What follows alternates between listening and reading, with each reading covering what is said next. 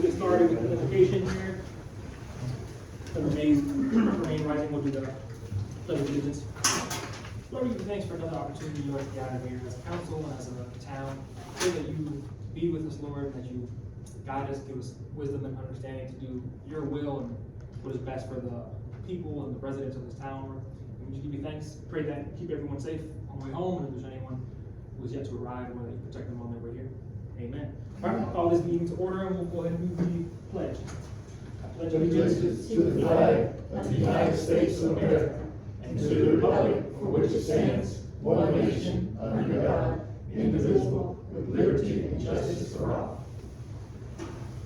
Okie dokie, and then we'll have clerk, if you want to go ahead and do the roll call, Carrie, please. Mayor George Jacob Thomas. Here. Councilmember Catherine Terry. Here. Councilmember Lonnie Harrell. Present. Councilmember Monica Merritt. Here. Councilmember Bill Coon. Here. Town Attorney Michael Fulton. Here. Okay, additions, deletions, changes, and approval of the agenda. So I know we got something. Anybody wants to? I'll grab my pen here. Anybody wants to propose any changes? I would like to add to the agenda under new business code enforcement. Okay, so we could make that. Well, I guess, is it for action or just for discussion? Just for discussion, we'll put it under council member comments. Discussion and possible action. Okay, so I'll put it under new business, so. Put it under 9. Code enforcement.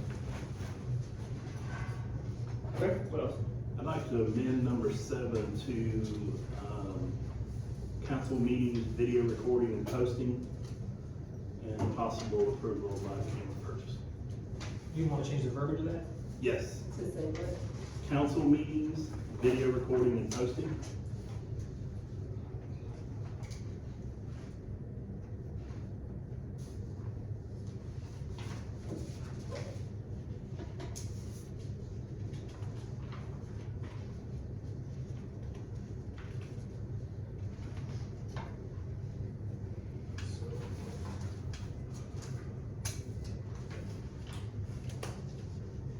Change the verbiage, okay. What else? I have 2 additions. So number 10, I guess number 10 would be, is approval to send authorization to the county to make improvements to Johnny B. Bryant Park. Okay. What was 9? I'm sorry, I missed 9. Code enforcement.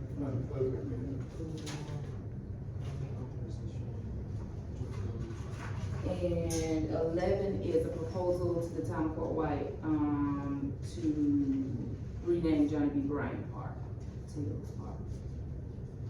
11. Yeah, 11 is. rename Johnny B. Bryant Park. 2. What was it called? Hills? To Hills Family Park. Hills Family Park.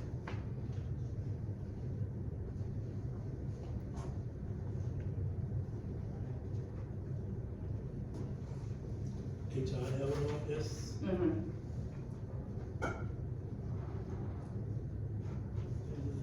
Okay. Let me see if I.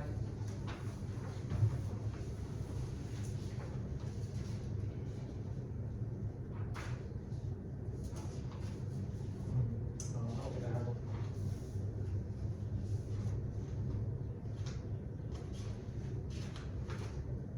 Yeah, I'll talk about that after. Okay. Anything else? Oh, I need to give a update for Doug Sanders on For that? the FERDAP That's the, okay, 12. that's the, are you, well, there's one for 3. Okay, well, I could just do it there, Just yeah. tied it. Mhm. Okay. Okay. Anybody have anything else? If not, floor's open for a motion if you want to approve. Are we listing the council comments, or that's just something that's already been turned in? You can add one, or you can, Well, I just added the 9. if you want to, yeah, is that what you're asking? Yeah. What is it? About the collective. So, 6 is.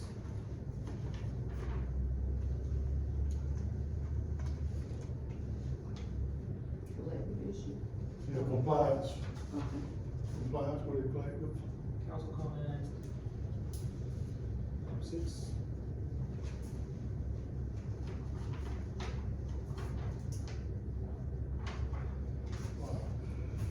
So, elected compliance issue.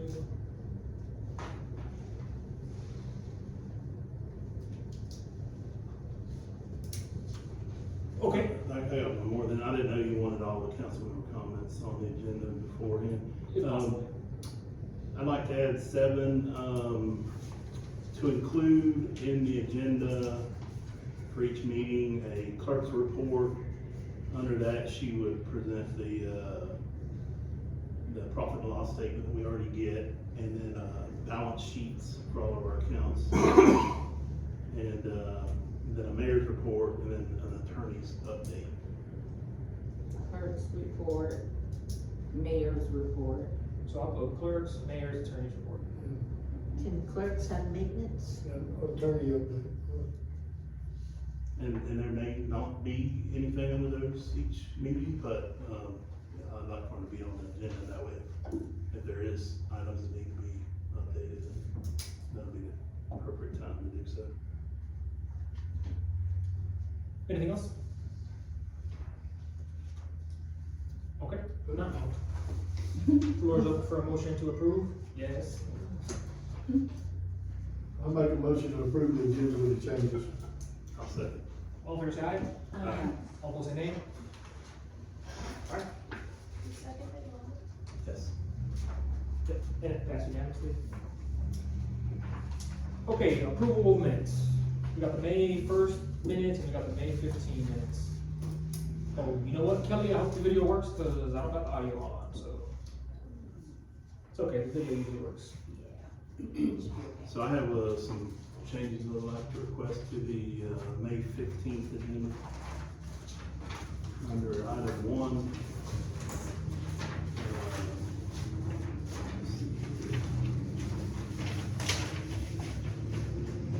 Where it says mayor opposes, nay, has not read the ordinance, does not pass unanimously. I'd like that changed to motion passes by majority vote, mayor dissenting.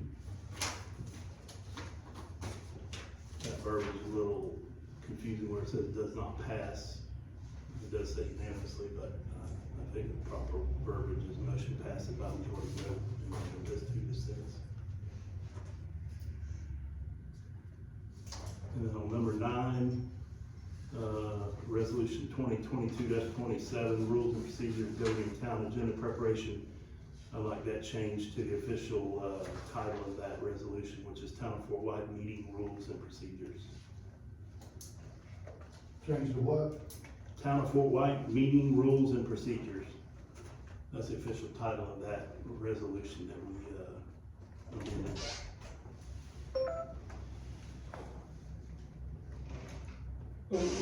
So for the first one, you just wanna put passes by majority vote, mayor dissented, or mayor? Motion passes by majority vote, mayor dissenting.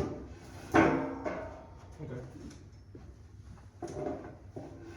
And then change, anybody have an issue with those changes?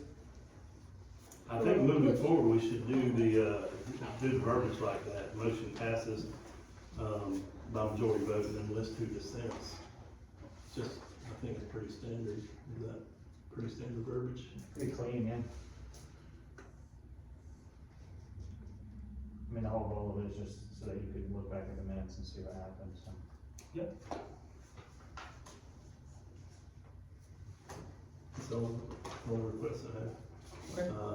Carrie, you got that? If you don't, shoot them an email for the specific.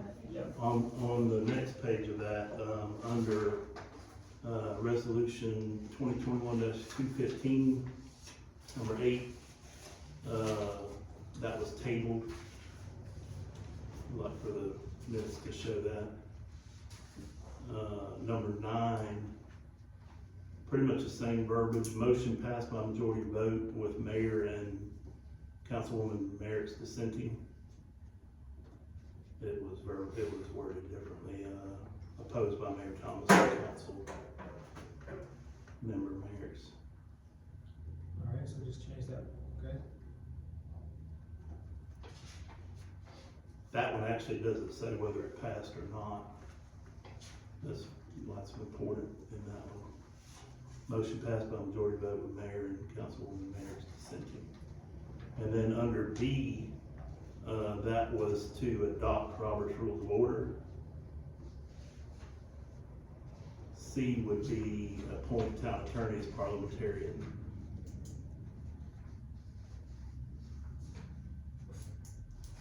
Like the way the new resolution is gonna be, you're saying swap B and C on the resolution? No, I'm saying in the minutes, that's how it should be worded, because that's what was done. The motion was to amend the rules, of agenda preparation. With C, do you want that B? So just swap, or what are you saying? So B should be to adopt Robert's Rules of Order. You have in there established town attorney as parliamentarian. But we adopted Robert's Rules of Order, and then C should be appoint town attorney as parliamentarian. Okay, So switch. so just basically swap them, just instead of established, put the point. Adopt. So B will become C. Right. And instead of use established, adopt. Which is adopt or accept? Adopt Robert's Rules of Order and Adopt. appoint town attorney as Yes, parliamentarian. yeah. Okay.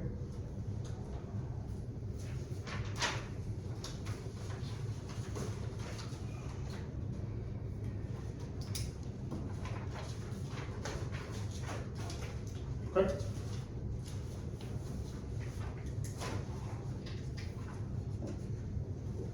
All right, what about the May 1st minutes, if anybody has, any changes, if not? We'll look for a motion to approve the May 1st meetings, and then I guess we can table the May 15 meeting pending those corrections.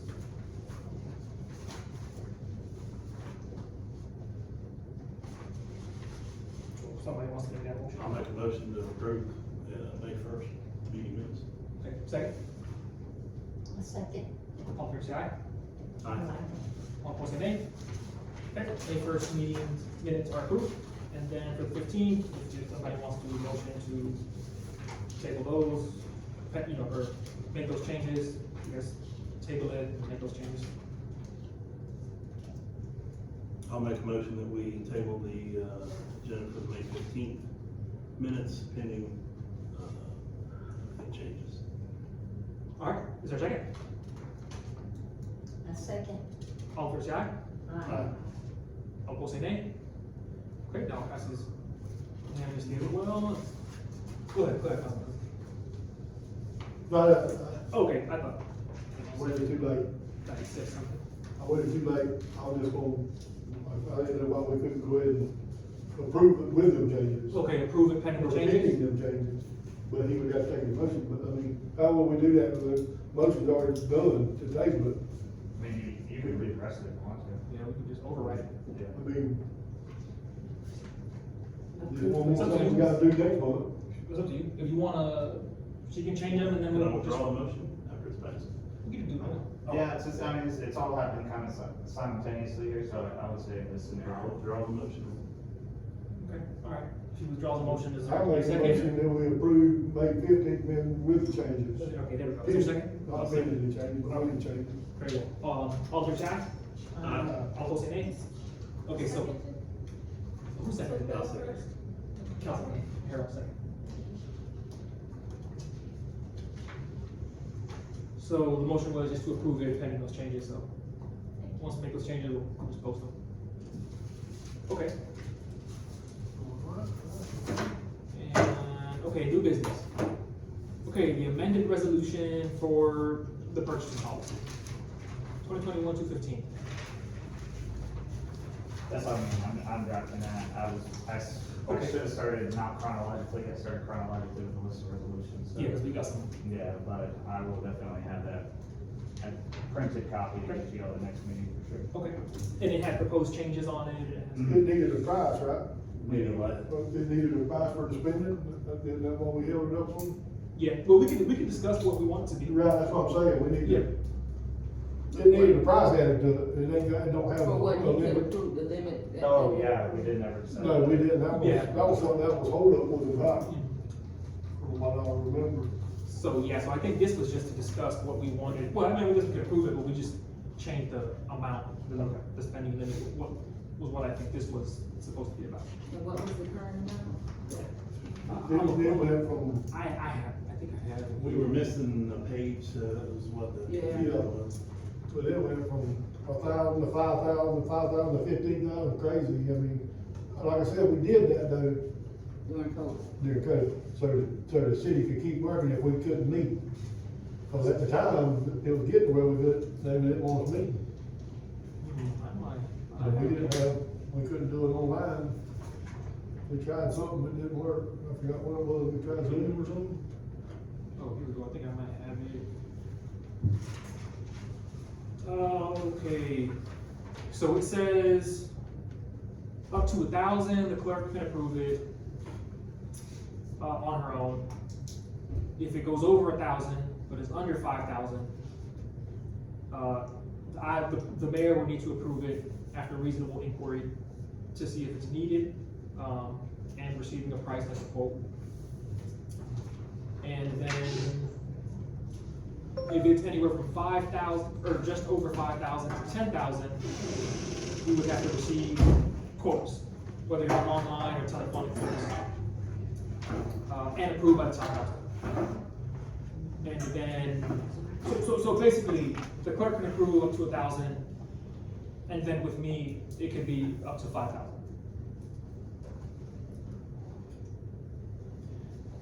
That's that, but, and I think what we were talking about was there's two other exceptions. Repairs is an exception. If there's a repair, is it me or the clerk who can authorize it?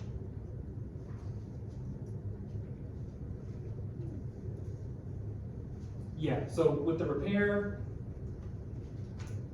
I could authorize it. If it costs 10, 20, 15,000, that's how it's working out. And if it's deemed an emergency by the clerk and the mayor approves it, there's no limit either. But then at the next town council meeting, it would have to be affirmed by the town council. So town council would vote and say, hey, yeah, this was legitimate, you know.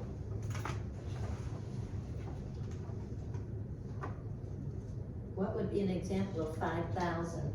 That seems like a pretty big chunk of not notifying everybody. Off the top of my head, oh goodness. The only one that I did, Go ahead. I was like, the only two that I did was the one for the water plant and the one for the accountant.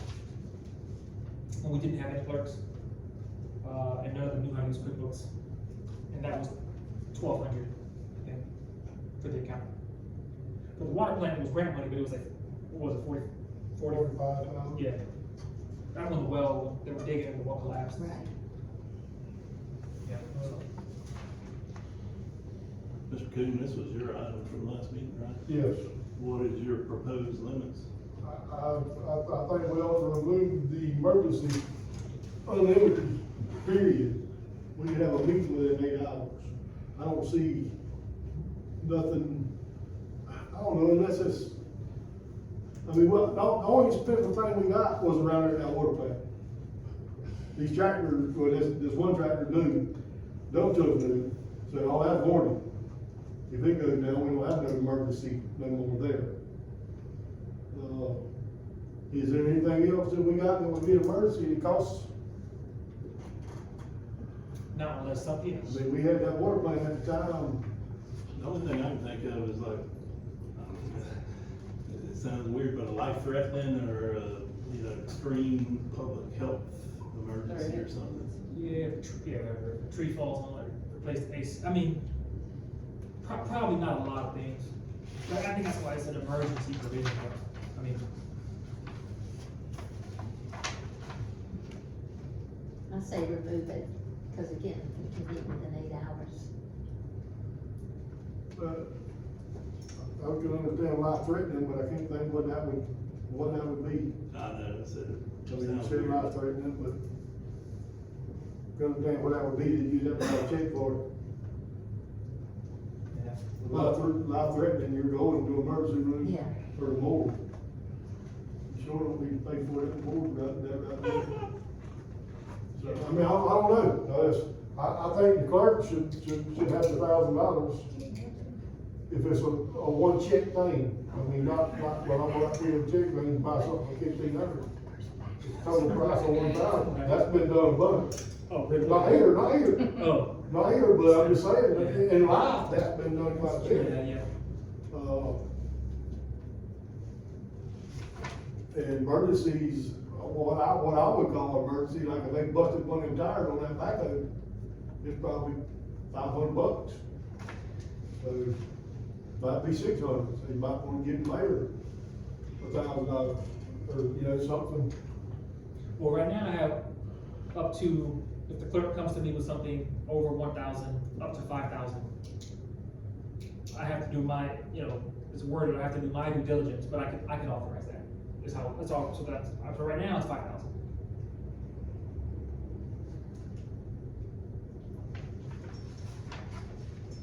And we can do, an emergency meeting, I think we can assume that 8 hours. Only thing is at the water plant, that 8 hours, I don't know, I didn't ask them, but I don't know if the well would have been in good shape after 8 hours, you know? But, An emergency is an emergency. There's no time restraint on an emergency. You can't say you can respond to an emergency within 8 hours. If it's emergent, it's emergent. It means right away. And I think it needs to be emergent clause when we're serving citizens to something that we may have to react to. It may be a weekend, it may be, all of us randomly may be out of town at one time or something, and something may happen within the city limits that requires the mayor or somebody to act for the livelihood of the citizens. I don't know what that would be. It could be a tree fall across 47 or something, and we ain't got nothing to get it up with, and you gotta call somebody in because the worker's not, something, anything. There's still, I don't think it's smart to take out an emergent clause when we're serving citizens and anything could happen. Now to sit here and think of what could possibly be an emergency, I mean, never happens until never does. And then you're not prepared. So to take out an emergent clause completely, that to me, that's not smart. Now to limit what can be spent and how the emergent, I mean, what, you know, stipulations follow an emergent, clause, whether it needs to be 2 of us or whatever, notified before whatever, then I agree with that, but just completely taking it out where you tie hands where you can't do anything, I don't agree with that. Now, the citizens might be fine with it, but I don't agree. I do like that. I agree with that. The problem you got is what you call emergency. Because, and it's overdone, I don't wanna bring it up again, but that around there, that water to me wasn't an emergency. That's why you put a clause in there that it has to be another, at least I say 2 other council members notified. So whether he calls you, he can't get in contact with you, or he calls Ms. Terry, it gotta be 2 of us to say, okay, yeah, we agree. It's not something that he makes a decision on his own, but if it's emergent, then, I mean, emergent, you could pick up the phone and call somebody. I mean, while you're on your way to the emergency, before you just make the decision to do so. So, but I just think when you're the governing body over a town and not to have an emergency clause in place, I mean, could we be liable for not acting, I'm asking you, Mr. Pope, could we be liable if something happens in the city and say we didn't act right away because we're waiting for 8 hours or something to have a meeting and then a citizen gets hurt or killed or something? Couldn't? We could be. Okay, thank you. Potential liability and everything else. That's why you don't take out an emergency clause. That's there for a reason. So I like Ms. Merrick's suggestion that, in a urgent situation, the mayor attempt to contact, a council member and get a second, opinion. And if they're in agreement, then spend up to a certain amount. And then if it is, and like I said, I know it's a weird term, but I've worked in government for a long time, and so it's always life-threatening or a public, safety issue that, you know what I mean, like an urgent threat to the public health or the community, which means you ain't got time to call nobody. So, If it was life threatening or public health, he shouldn't have called nobody. right. If y'all gonna leave that in there. Because life threatening, why does he gotta pick up the phone trying to call us? Well, Right. That don't either even way, sound it right needs to there. be an emergency clause. If you take it out, you're leaving the city liable for if anything ever was to happen, if you completely take it out and you don't give him the authority to act. So we either need to leave it in and make stipulations on it, or just leave it as is, because you have to have one, or we're gonna be liable if something happens. We can do, yeah, and we can just change the verbiage to, any situation deemed to be an emergency with the potential to cause whatever, catastrophic damage and or loss of life, the town clerk and the mayor. Actually, the town clerk and the mayor, or just me, or whatever, can approve it. Anything deemed to be an emergency, not, that's not at that level of a threat, the mayor must receive a validating verbal confirmation from another council member, or however y'all want. That's what I was trying to suggest, that something catastrophic, the mayor just does it because he has to. Something that's an emergency, but it doesn't need immediate action, but it can't wait till 6 hours for a special meeting, then get, if you got a few minutes to call another council member, get a second council member's opinion, and if they say, yes, it's emergency, go ahead, and both of us sign off on it. Okay. Mr. Pope, you got that, we can, Catastrophic loss of life, mayor can take action. Lesser emergencies that maybe have a time limit, mayor calls one other council member and for. confirmation opinion or, If it can't wait until a special meeting can be called. Okay. Do you agree with that, Mr. Kenny? There's the other clause though, Councilman Cool, that I know, it says repairs. So that's the other exception, is all repairs are exempt, meaning they're not subject to the 1,000, 5,000 limitation. So that's what happened at the water plant. Yeah. Cause I mean, yes, I deemed it to be an emergency, but it was a repair, so I said, hey, let me fix it, we only got 2 wells, so that was the other one, I don't know if you want. That should have a dollar limit on it, I would think. But, yeah, I mean, that's a case in point. Like, if the dollar limit would have been 10,000, and that's what happened. And he called me, he's like, hey, this well's collapsing, like, right now. So, Well, like I said, you deemed it emergency, which I mean, that one I I said could have got what? an opinion, yeah, that one I could have got an opinion. so, we don't have nothing that's that expensive no more. I mean, I don't know nothing that we need except, like I said, they bust a tire or something on that tractor. It's about the most expensive thing that I know of that's out there that I can think of. Right. Well, I mean, we still own the water plant. We got a wastewater plant coming. Yeah, we still own the water plant, but we don't spend no money in it right now. If we do, it's our fault. So, but anyway, that one says, Sorry. But like I said, We I can, don't know, yeah, we do own it, and yeah, we are working on sewage. So you are talking about, you could get into the same thing again. So what do we do about it? All emergent repairs, maybe it should have the same clause, all emergent repairs shall be exempted. That falls under the same thing as, back to that, what we dealing with, if it's not, if it doesn't affect the citizens' catastrophically or whatever, it awaits, then it waits, if not. okay, so maybe we'll do some verbiage of anything that would be maybe not even catastrophic, but, could significantly harm any town infrastructure or property. And then we could even say, even that one, I could just call another council member, and if they say no, and at the meeting, they ask why, I just say, ask him, or ask her. Why people can't take it back, that's not me. So I'm totally fine with that. In fact, I actually don't like that. do too, I like calling somebody. I like that too. That way you got at least somebody gonna make a agreement with you, or no, let's call it Right. special meeting. I mean, emergency meeting. Right. Yeah, I like that. If you get harmed, you want me to put time sensitive on this one as well? Yes. Yeah, I would think, cause, yeah, especially if it's like utility related or.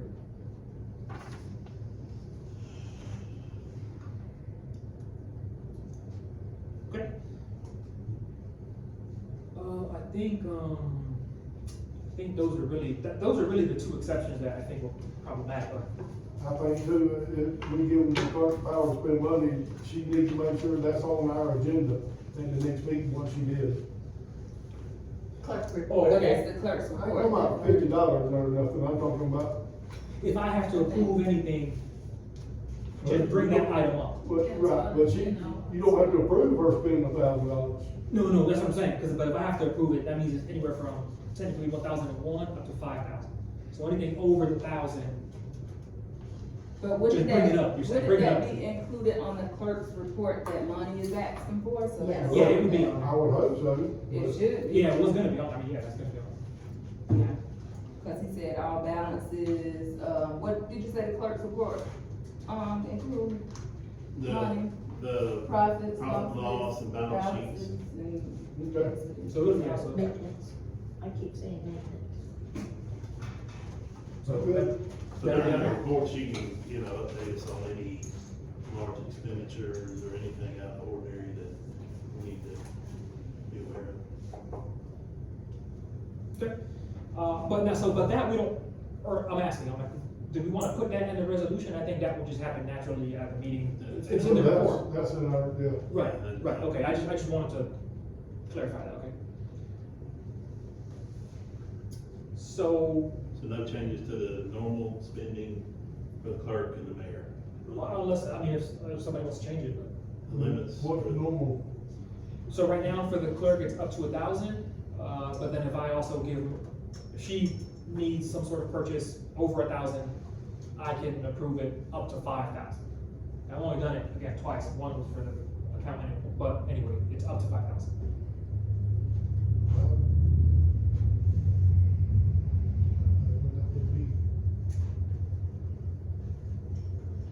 If y'all need to spend that kind of money on it between leaders.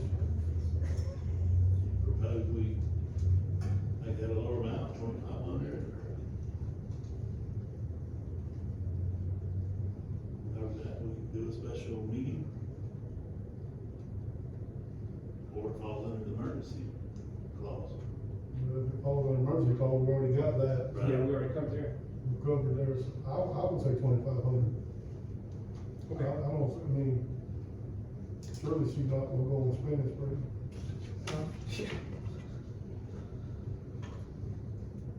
So the mayor up to 2,500, or the clerk? The The clerk's up to clerk- Mayor, 1,000. clerk. But he can okay it up to 2,500. Got it, okay. So yours stays the same? Stays, yeah. Mhm, and then mine will be reduced. Okay. Okay, do we wanna approve it with the changes now, or do we wanna let, Mr. Pope, like, then we approve it, or? And then we'll approve that night. That's We'll how we get do it it. rolled up and let's look at it. We're talking about a bunch of stuff. Right, cause, yeah. You Okay. got all that? I think so, I'll get in touch with her, and see if there's anything I missed. Okay. Okay. All right. Alright, so we'll just need a motion to table it to the next meeting and pending, pending whenever, Mr. Pope is done with the, making changes. I make a motion to approve it pending seeing the resolution at the next meeting. Is that? So I was gonna say just table it. We'll change it. Yeah, Let's table it to the next meeting. Okay, there's a second? I second. Okay, all in favor say aye. Aye. All opposed say nay. Okay, so that passes unanimously, so we'll table that. Okay, item 2, Florida Association of City Clerks membership for clerk. That's fine. So, I contacted the, Florida League of Cities, and then they gave me this information about the Association of Clerks. And, she responded back to me, good afternoon, Councilman Harold, great talking to you earlier. And then she went over the benefits of being in the association, and, They provide, programs, seminars, forums, conferences, workshops. They provide a clerk's manual. It's revised as necessary. They have a certification program offered in conjunction with the International Institute of Municipal Clerks, which recognizes the educational achievement and professionalism of municipal clerks. They have a newsletter, email weekly.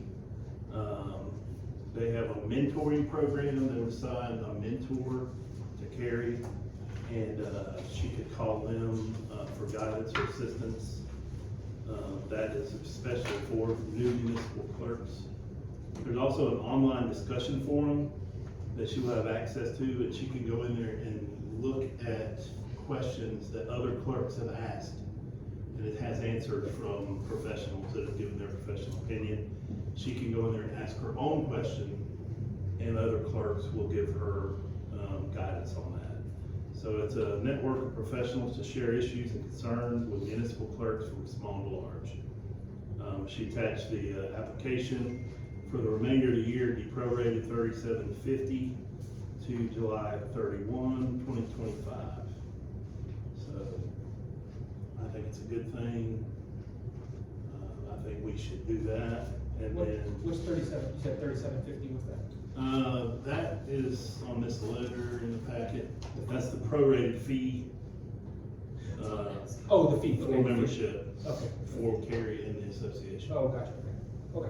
And then that would get her to July 31st, 2025, and then, starting, I think it's gonna go up to $100 a year.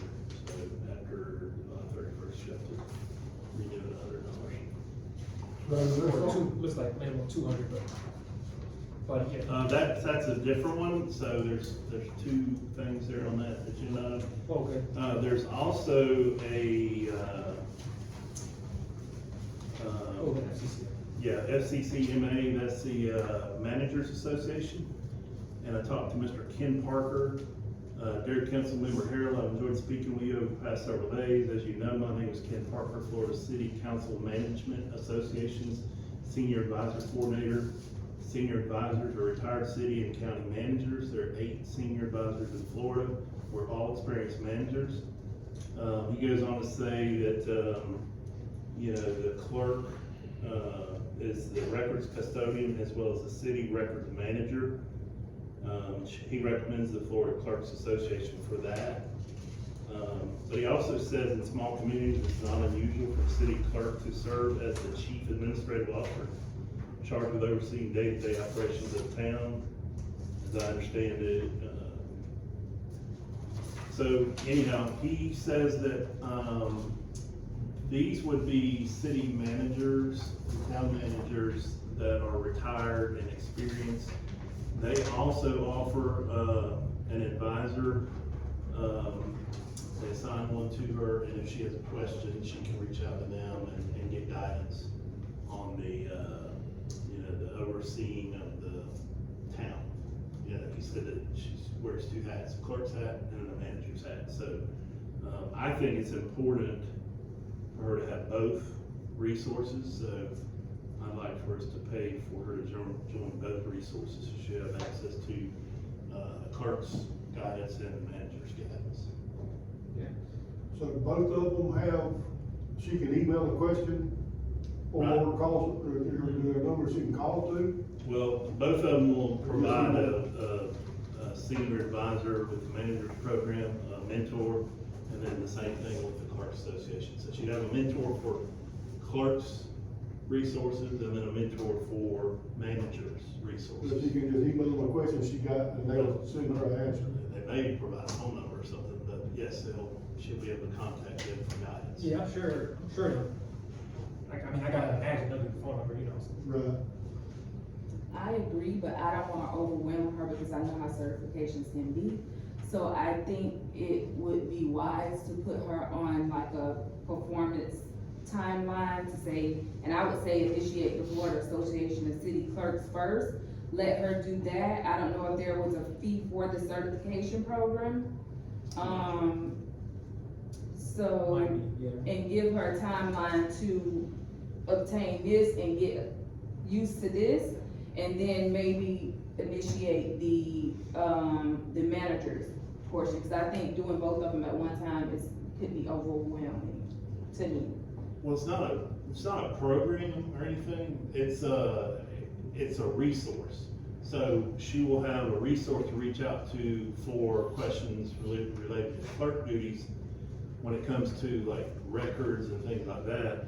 And then, the administrator, town administrator duties, she reach out to the managers association. But this is a certification program, in any association that you're involved with, you have courses, things you could learn, webinars, and it's all types of stuff. So what I'm saying is if she used it like appropriately to get acclimated with it and did everything that it offered, it would probably be excessive to us to pay both of them at one time because she's not gonna be using them both until she gets acclimated with them. So maybe let her do this and say, hey, I feel comfortable with this, I've done the courses, I see how it goes, now I'm ready to take on the other one also. So the certification program is not mandatory, that's an optional if she wants to, become certified or whatever through that certification program. The only thing I'll say to the points you made is, so right now she has a question about her administrator duties, who does she call? She has to call David Kraus with the county, and county managers are much different than city managers, and Ken Parker pointed that out to me. He said I would have her call, in the absence of being in our association, she would have to call a similar town, like Brantford or Lake Butler or some small town like us, to find out about administrator things, because Coleman County, they have different procedures and processes, so I'm just saying this would give her a resource, someone to So reach out basically, we're to. gonna pay for it to use the resource portion of it and not, other is optional. Not make her do Right, certification. right, some trainings, are included in the membership, but yes, there are optional that she does not have to do. She doesn't have to go to conferences, stuff like that, so this is just giving her resources, a mentor. She can pick up the phone and call somebody and say, hey, I've got this situation, how do I handle this? And these are experienced people that can, give her answers. And the FCCMA goes by the base salary, and it's a minimum of $200 a year. Right. I don't know if I like that. So that's 450, so she's at 40, and what is it? It was. It's $3 per thousand base salary, Oh, it's 3, I thought it was like. but oh, a minimum of $200 per year. So hers is gonna be, yeah, it's gonna be 200. 200 a year. It's gonna be 200, Yeah, right in that ballpark, yeah. what you're saying. Mm-hmm. She would And use this other was $37.50 too, 250. and this other was $37.50 till July 31st, Yeah, and then you gotta redo the. right. 75. What we can do too is we can just do it, see if her and or Kelly find any value in those resources. And if they do, we can renew it next year, and if they don't, then we don't. I'm for that. I vote do it, because you don't wanna turn down resources. And then, We're all, Bill's the veteran, but we're all pretty fresh here. If it's what, okay, if so, it's what it says it is, she'll love it. Picking up email to check. yeah, it's just an option, it's just options for her, yeah. You ask them a question, they send you your It sounds answer. better. Hey. So, Okay, alright, so, floor is open. Kelly be able to use that same membership, for lack of a better. It says something about a friend on here for $5. I think I just seen that. Well, I figure Kelly can just use it through Gary, Yeah. If Kelly has a question, Carrie can ask, So I make a motion that we, pay for Carrie to, join the Florida Clerks Association and the FCCMA Senior Advisor Program. Okay, is there a second? A second. Alright, all in favor say aye. Um, All opposed say nay. Passes, motion passes unanimously, okay, so you'll get signed up for that, or I guess Carrie will get signed up for that, pay those fees. Okay, 3, FERDAP grant equipment expenditure update. So Doug is not here. He sent me these improvement, authorizations for Dee's Memorial, for Dee's and Johnny B. Bryant.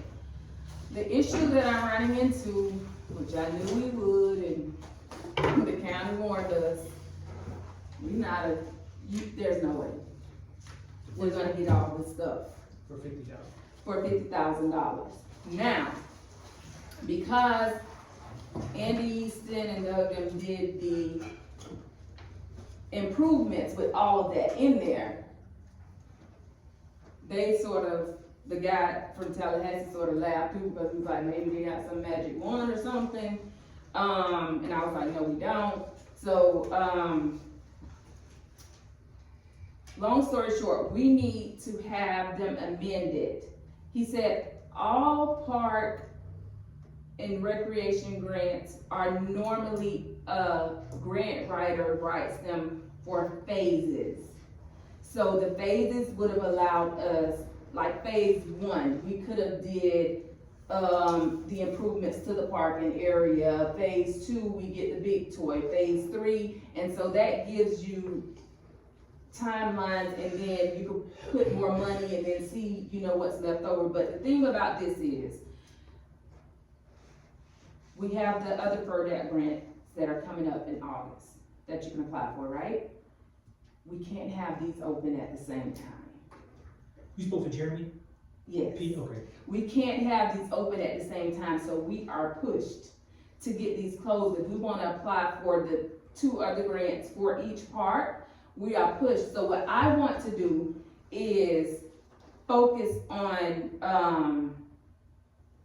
probably 2 main things, get Doug and them to go back and say, hey, this is what we're gonna do phase 1, and get it done.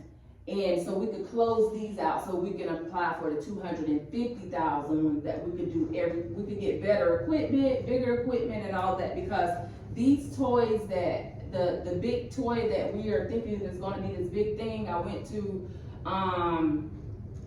the park in Columbia City, and then I went to a park in High Springs, and the size that they're talking about it's probably about up to here on me. So we're not gonna get this done. So I think, and the site plan for Johnny B. Bryant Park, I know is not going to work, because I know where that park is. So where he's saying these things are going to go, it's not gonna happen. And it needs to be redone.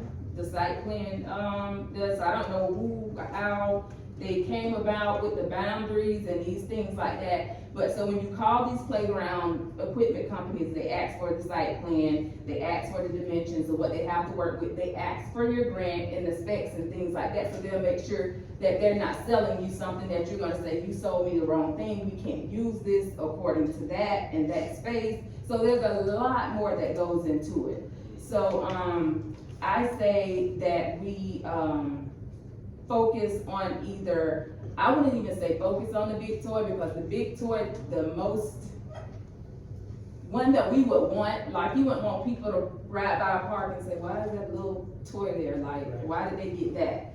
So I think that's something we should not even focus on. That would be with the $250,000 grant, because they run for a nice size, and like at the county down at the field, the county field down there, they're like $90,000. Like at the community center? Yes. So, Columbia City, that was really. right, so I think it would be a waste of money to focus on trying to get all of this, and you're not gonna get the quality and what we would want, trying to push all of this into $50,000. Another thing, so I found a playground specialty company in Jasper, actually.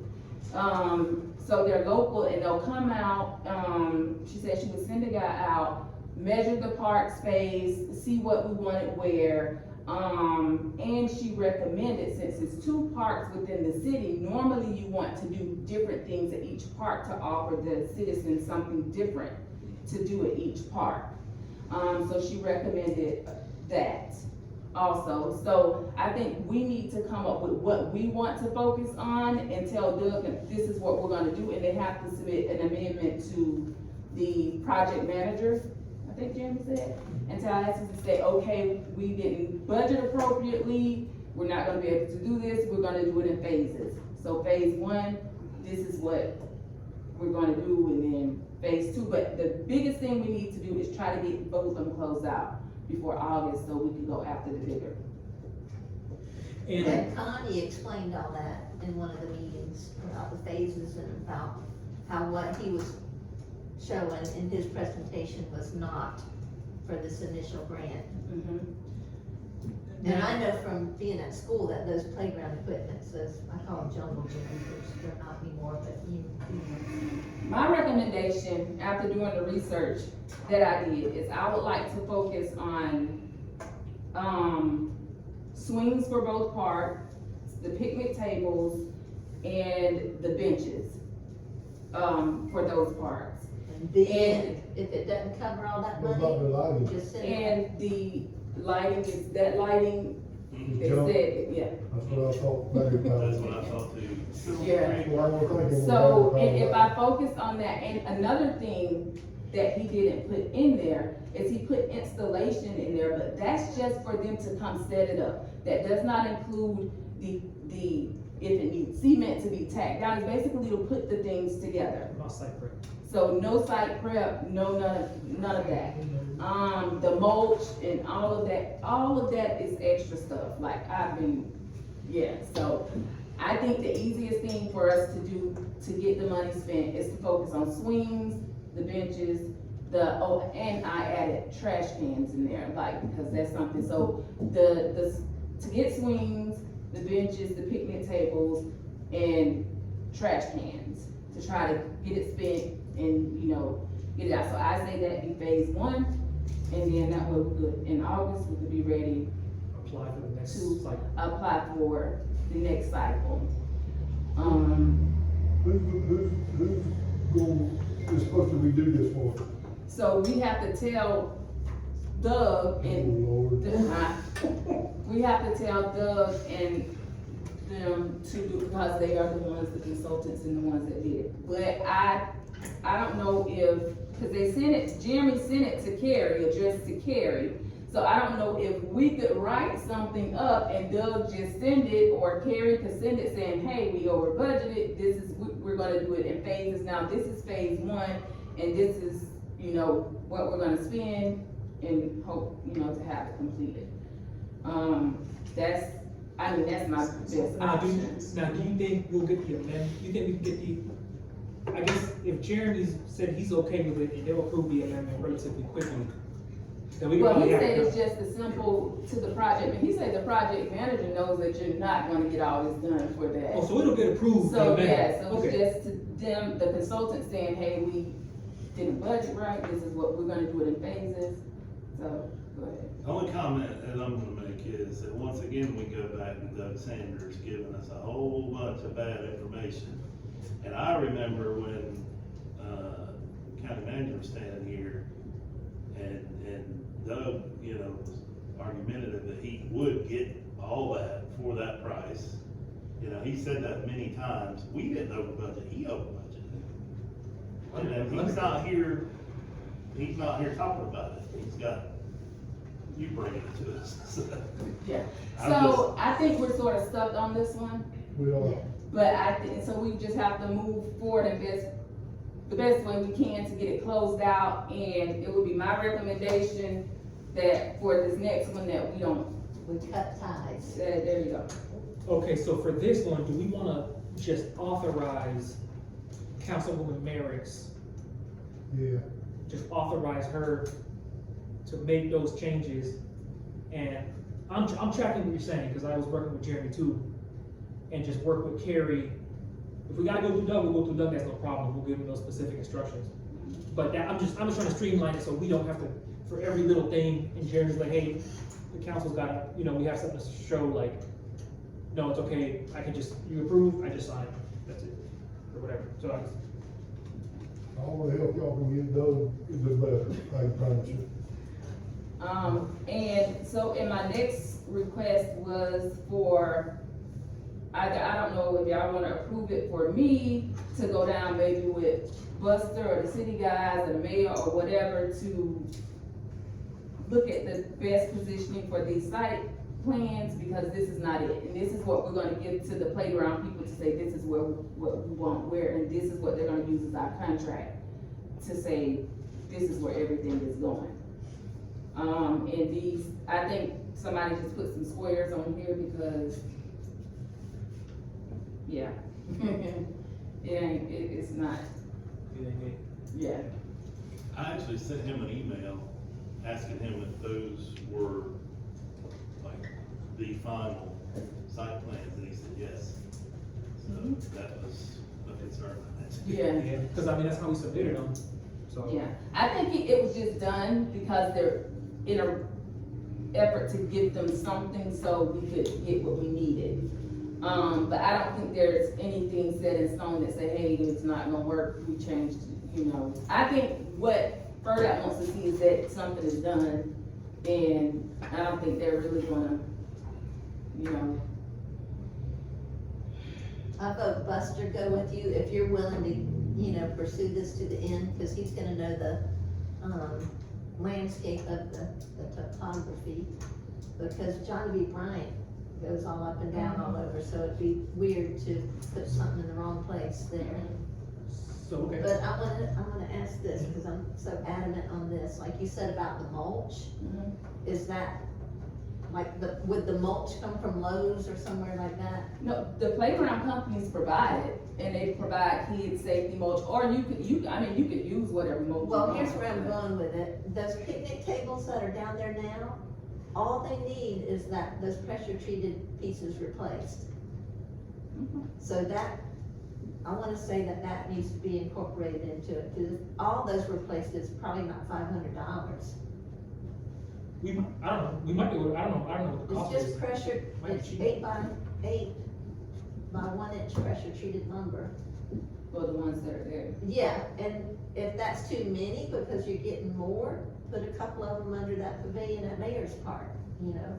I just don't like seeing things that are not functional, that it's money sitting there that people can't utilize. I don't know if they could be fixed, but Are those the Pride picnic tables with the metal legs and then the wood? That they top? Yeah, they're Yeah. great, you know, the frame. yeah, and they're They're okay great. under there because they're under the pavilion, so they're covered. Not all of them. Well, because they've done, so they, Yeah, well, they won't all fit under there, it would, you know, it'd be like pack a pew at church.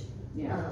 But he put 500 for, or something for renovation for the pavilion that's up there for it, so I guess that would include it, but I'm just thinking, but. But you can work, as far as how you allocate it, there's wiggle room. Like, if you talk to Jared, there's wiggle room. So, that's what I think, personally, I think we should just authorize her to take it and run with it.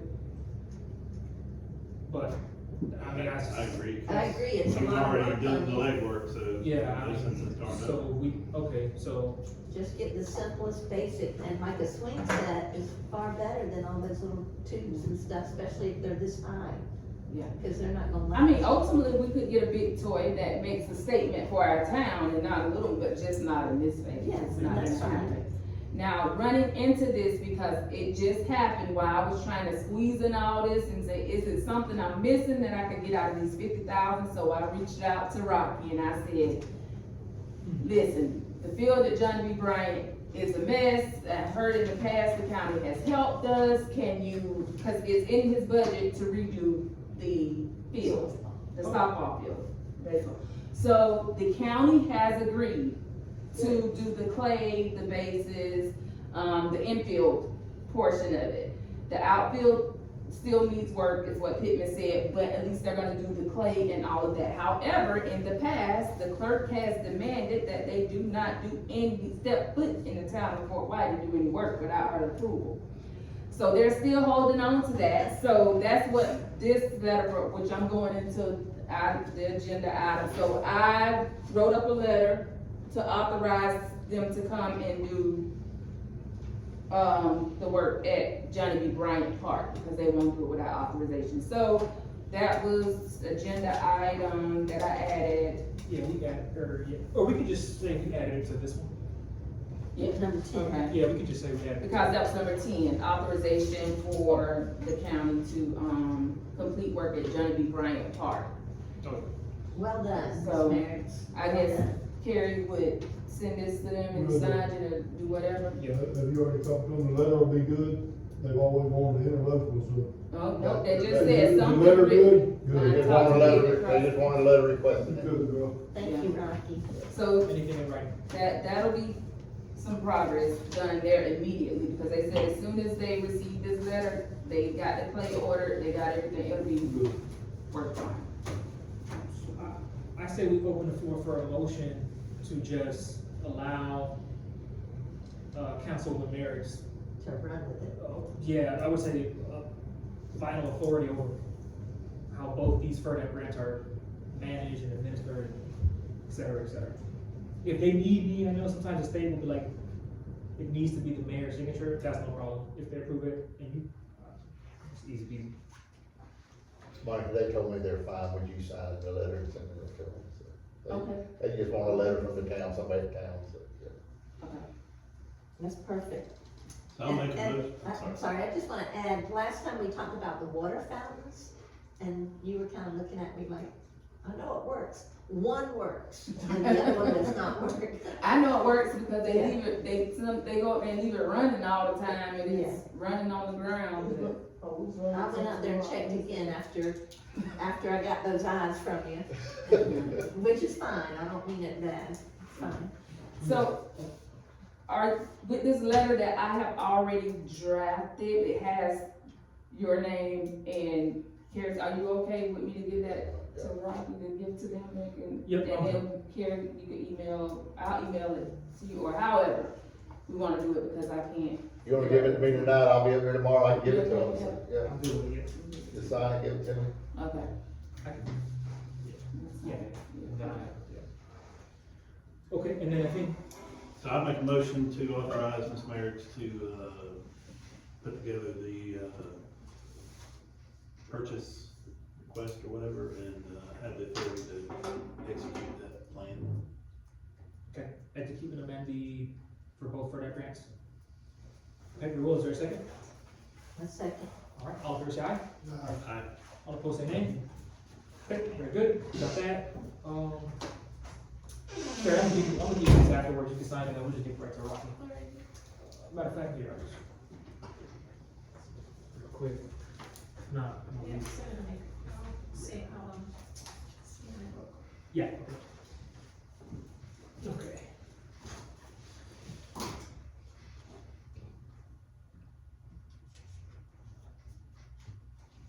All right, that was item 3, item 4. Okay, item 4, sewage, and I'll give an update. First, I'll talk about this item, then I'll give the update. So, North Florida Professional Services wants to advertise, or needs to advertise, in the newspaper so that we can receive bids and start receiving bids. I think by the end of July was what I believe they said they're trying to have. And, well, by the end of July, we need to make a decision. We would have received the bids, then the council will have to choose a vendor to actually start doing the construction work. But we need to authorize them to post the advertisements. I think they just do it in the newspaper. So, we gotta approve that so they can do the request for proposal, advertise it, we can start getting the bids. Then we'll select whatever, based on the pricing and whatever factors, we'll select the, who we want the vendor to be to do the construction work. That's that. But before we do that motion, so I spoke with the realtor who's doing the acquisitions. She reached out to, I'm not gonna say all, I think, I'm gonna at least say almost all, because I think there was one or two, there was one church property that she might not have been able to contact yet, but so far, everyone's on board minus one, maybe two property owners. So we worked with the attorney, we got all the legal descriptions, all the parcel information, we got an agreement. So she said, I spoke to her earlier this week, yesterday, I believe, yesterday or today, she was gonna start getting them signed. So I follow up with her once a week. So we'll see how we're doing next week. She made it sound like everyone she reached out to, again, minus, one she couldn't get a hold of, the other one, I think wanted to talk to me, so I'll probably have to go and see what, what's going on, but. Yeah, it looks like we'll have them by the time, hopefully well before the time we begin construction, so.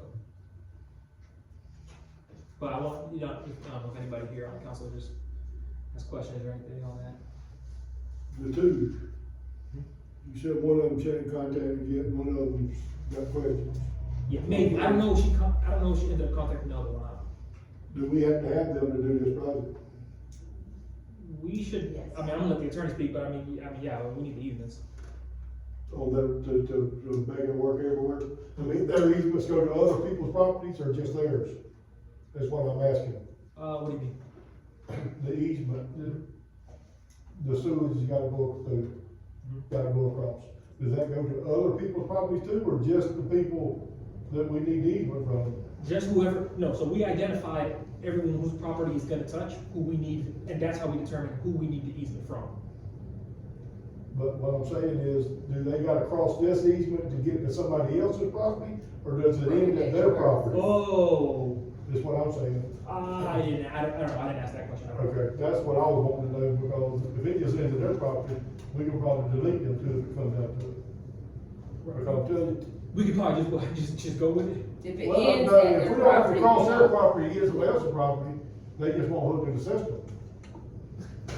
But your question is, does that easement affect multiple That's properties? what I'm Yeah, asking. that's your question. That's what I'm asking. Yes, I don't know, Probably I'm does. gonna say I don't know, because I don't know which specific two, Okay. yeah, I have, so, I'm gonna say I don't, I mean, I wouldn't think so, but I can't say. Like, I don't Would you wanna, ask her that question? yeah, If yes, I I will. may, please? Can I edit Yes, sir. that? Go ahead. Oh, Bill, I'm just gonna say, the 18 months, the construction process is gonna take 18 months. So if you have all but 2 right-of-ways, you'll have several months to negotiate them 2 right-of-ways during the construction process also. But your time frame for breaking ground is the main concern you have right now. You have to start this project at a certain time. So, if you got all but 2 of the right-of-ways, you can go ahead and bid out the project and get the construction started and maintain negotiations with those 2 pieces of property during construction. I'm just asking, so wasn't there something in the Lake City report about the county paying out a bunch of money? If you do it in the domain, yes, but you got other options besides in the domain on especially on something like this, because you can do a different route if you have to.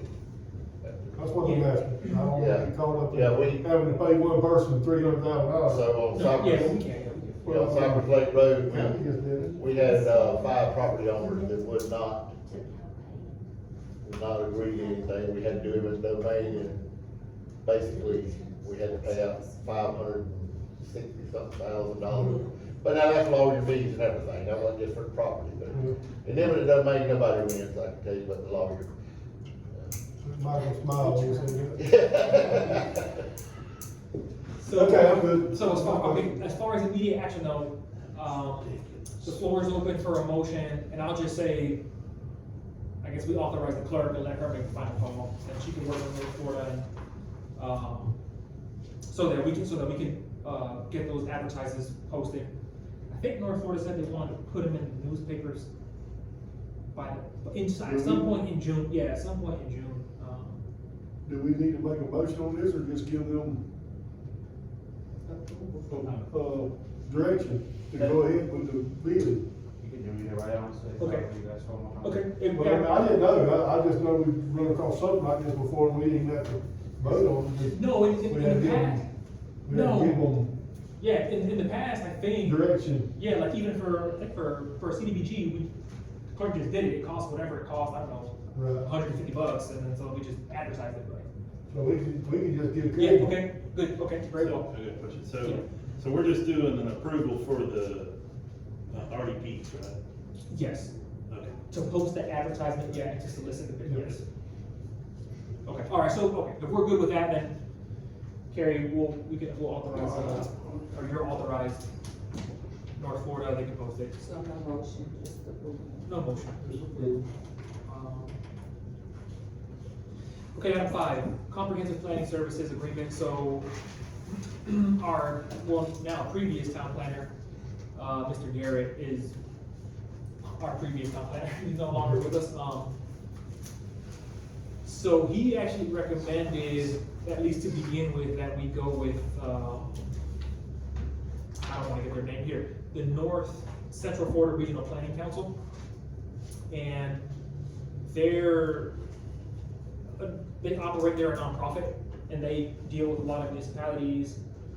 And like I say, Lowell Garrett recommended them, I think he used to work for them. Like he did for us. Lowell Garrett, yes. Yeah, and yeah, they charge $7,000 a year. Cause they're a nonprofit and they do that. So it's up to the council. I didn't get from the ballpark that I think I forgot, but I think I called someone in the ballpark. It's not, we're not gonna pay no $7,000 a year. I'll tell you that.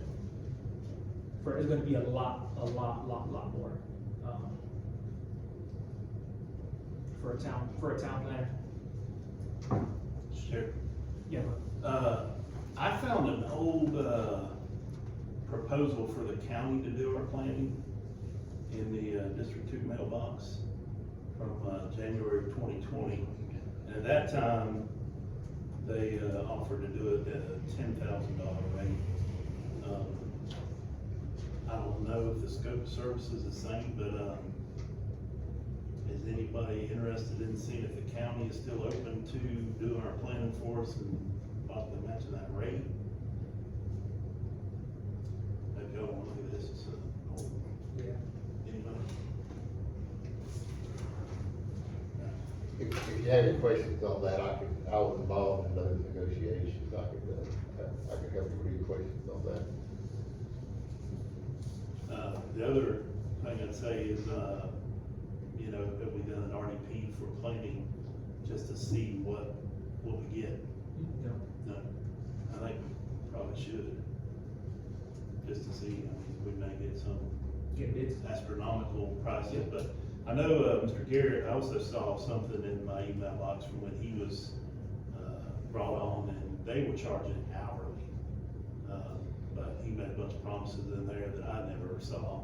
One of them was to be at every council meeting and every planning and zoning meeting. I think, Mr. Coons. He never came to one. Not since I've been here, he has not been to one of our meetings. He didn't, now, I don't know if he didn't come because on his own, if he just made that decision, or if he was, I don't know. I'm not gonna put that 100% on him, because in the past, there may have been some. I have no So idea. I wouldn't necessarily I put know that he on wasn't in him. our meetings, I know that. Yeah, that. I guess Connie was relaying, but that was stuff that we approved. That we suggested that the board go with, that we had to meet right afterwards and passed, so I don't know where he was involved in that. But, right, that's what I'm saying, I think it was flowing through somebody, and then whatever council name was whatever. I think so too. So that's what I'm saying, I wouldn't necessarily put it all on him, but yeah, it's the fact that he wasn't here, that's the fact. And he sent me, I asked for his contract, he sent me his contract, I don't think it was actually that expensive from what I remember, but I can't fully recall, but we can, Well, if we're gonna ask for prices, why don't we ask Rocky to ask the county what they would actually do it for?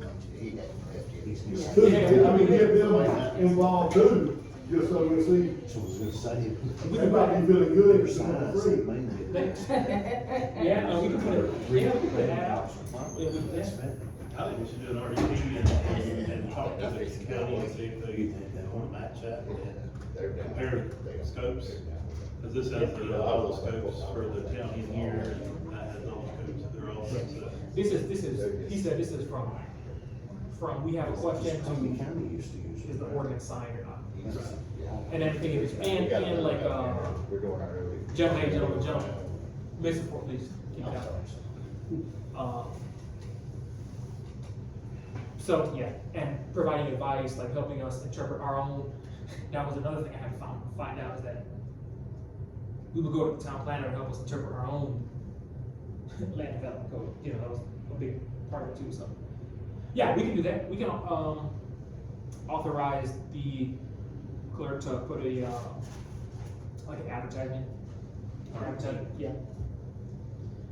To get bids. And talk to the county. Yeah, and they can bid, I mean, yeah, they'll know we're bidding, they can bid. How often y'all have planning zone meetings? Every month. Once a month? Okay. That's what we'll do. We're gonna table that? Well, table it, yeah, it's gonna be at least, it's probably gonna be like 60, yeah, it's probably gonna be more than 30 days, probably be at least 60 days before we get all the bids. Got most of the notice, then we'll get however many bids we get, usually it's like 30 days. You need a motion for, I don't think we need a motion just to advertise, or. Is that, we decided we're gonna advertise for the position? So we're just tabling the issue in lieu of advertising then essentially. Yeah, just make, Well- we'll do the motion, we'll do the motion. Well, they said if we table it, we gotta make action the next meeting, is what I was told. Yeah, you take the It's on the 30 days. table, Or, so we just give direction table to it it. indefinitely. I think we can just proceed, right? I mean, Yeah, we could, instead of tabling it, you could say it's been approved, but word it in the way that you're approving the advertisements. You know what I'm saying? Well, this is on the agenda for, comprehensive planning services agreement approval. So we're not a So group. we're not doing that one. Yeah, we're Yeah, not right approving now. it. And we can't table it, so we would have to take action next month. we can table it, pending the results of the bids. And then once we get the bids, we'll obviously have to pick a firm to go with. So that's what we can do, table it pending when we get the results of it, when we get the Then we bids. just bring it up at the next meeting and let us know what the status of the bids are, and that way, Okay. even though it's tabled, it's still being thought of. Okay. Alright, so we're looking for a motion to table this until after we advertise and we receive the bids. At which point, obviously, we'll pick. I make a motion that we table the comprehensive planning services agreement approval, Pending when we get after the advertisement. and- pending when we get the other bids. Okay, is there a second? I'll second. Alright, on fair side? Aye. Okay, all opposed, say nay. Okay, passes unanimously. 6, community center agreement overview. I think that's you, Councilman Mayor. Yeah, we were just talking about the fees and stuff like that, there was a question about the church on Sundays, do they pay rent as a full? We've had this discussion because, I asked to see a copy of the lease. And there's no lease agreement, but they are renting it weekly for $200 a month. A week? A week, yeah, I'm sorry. But I would suggest that our clerk comes up with some paper trail, rather than they just show up at the window every week or mail in a check every week. Well, they do have an agreement, right? Do they have to sign the agreement? Not a separate one, Yeah, but there's an agreement, a rental the agreement, so, regular rental agreement. I don't know if they sign one every week. I mean, you could just change the date on it or something. Anyhow, so we got some prices from county, facilities, and, there's an agreement in here for Spring Hill, and something I will, point out is that Spring Hill, and I got this one because my daughter reserved it for something. They have a $200 fee, but then they have a special circumstance fee. And, it mentions funerals, stuff like that, so, for that purpose, it is $100. I don't know if anybody wants to look at, Now, the way this is written, the special circumstance fee isn't an additional fee, it's, half. okay, whatever we do, I think we need to be consistent, because right now we got some nonprofits, and they're free. Exactly. And then we got the church, that's a nonprofit, and they're paying the full amount every single week, Right. every week, so. Well, what I'll say about that is, so, I mean, there is differences in, say, the food drive or the food giveaway. I mean, they're not using the building, you know, to have a congregation, they're passing food out to needy. So I would say that that should be free use.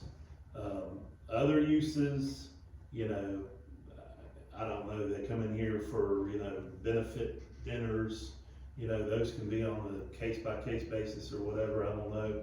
But then, you know, I don't know if the town wants to just stick to the 200 and, or if they wanna develop a fee like Spring Hill where it's half price for special circumstances. But I agree, it's not good to have, say, a soccer club come in here and ask to use it for meetings, you know, and then say yes, and then the next organization that comes in, we deny it. So, I agree that we need to come up with some sort of a guideline for that. I don't know if that can be done today, or if we should, you know. I think, oh, go ahead, I'm sorry. No, some discussion. I think that there's an issue in general with the church renting it every Sunday, which was a citizen complaint in the past. So what they had started doing was if, like, a citizen wanted to rent it for an entire weekend for like a family reunion, then they had to be out they could rent it Friday and Saturday, and they would make them be out Sunday, and then they could come back Sunday after church. It's crazy, but they're paying the full amount for Sunday. So then a citizen complained in the past, and then they start telling the church, you know, you don't have precedence on Sundays. You could use the depot if other citizens wanted to rent on Sunday. I don't know how it got back to you still pay full price and you can only go in after the church is done with church on Sundays after 1 o'clock. I don't think that's fair. I also don't think it's fair to say that the church has precedence on Sundays when, what if somebody else has a church and doesn't want to house a building and pay insurance and lights and water and all of that? To say that they're mandated to have a community center that's open to all citizens every Sunday, and then if somebody rents it on the Sunday, they still pay full price and they can't go in until 1 o'clock. That something needs to be done about that.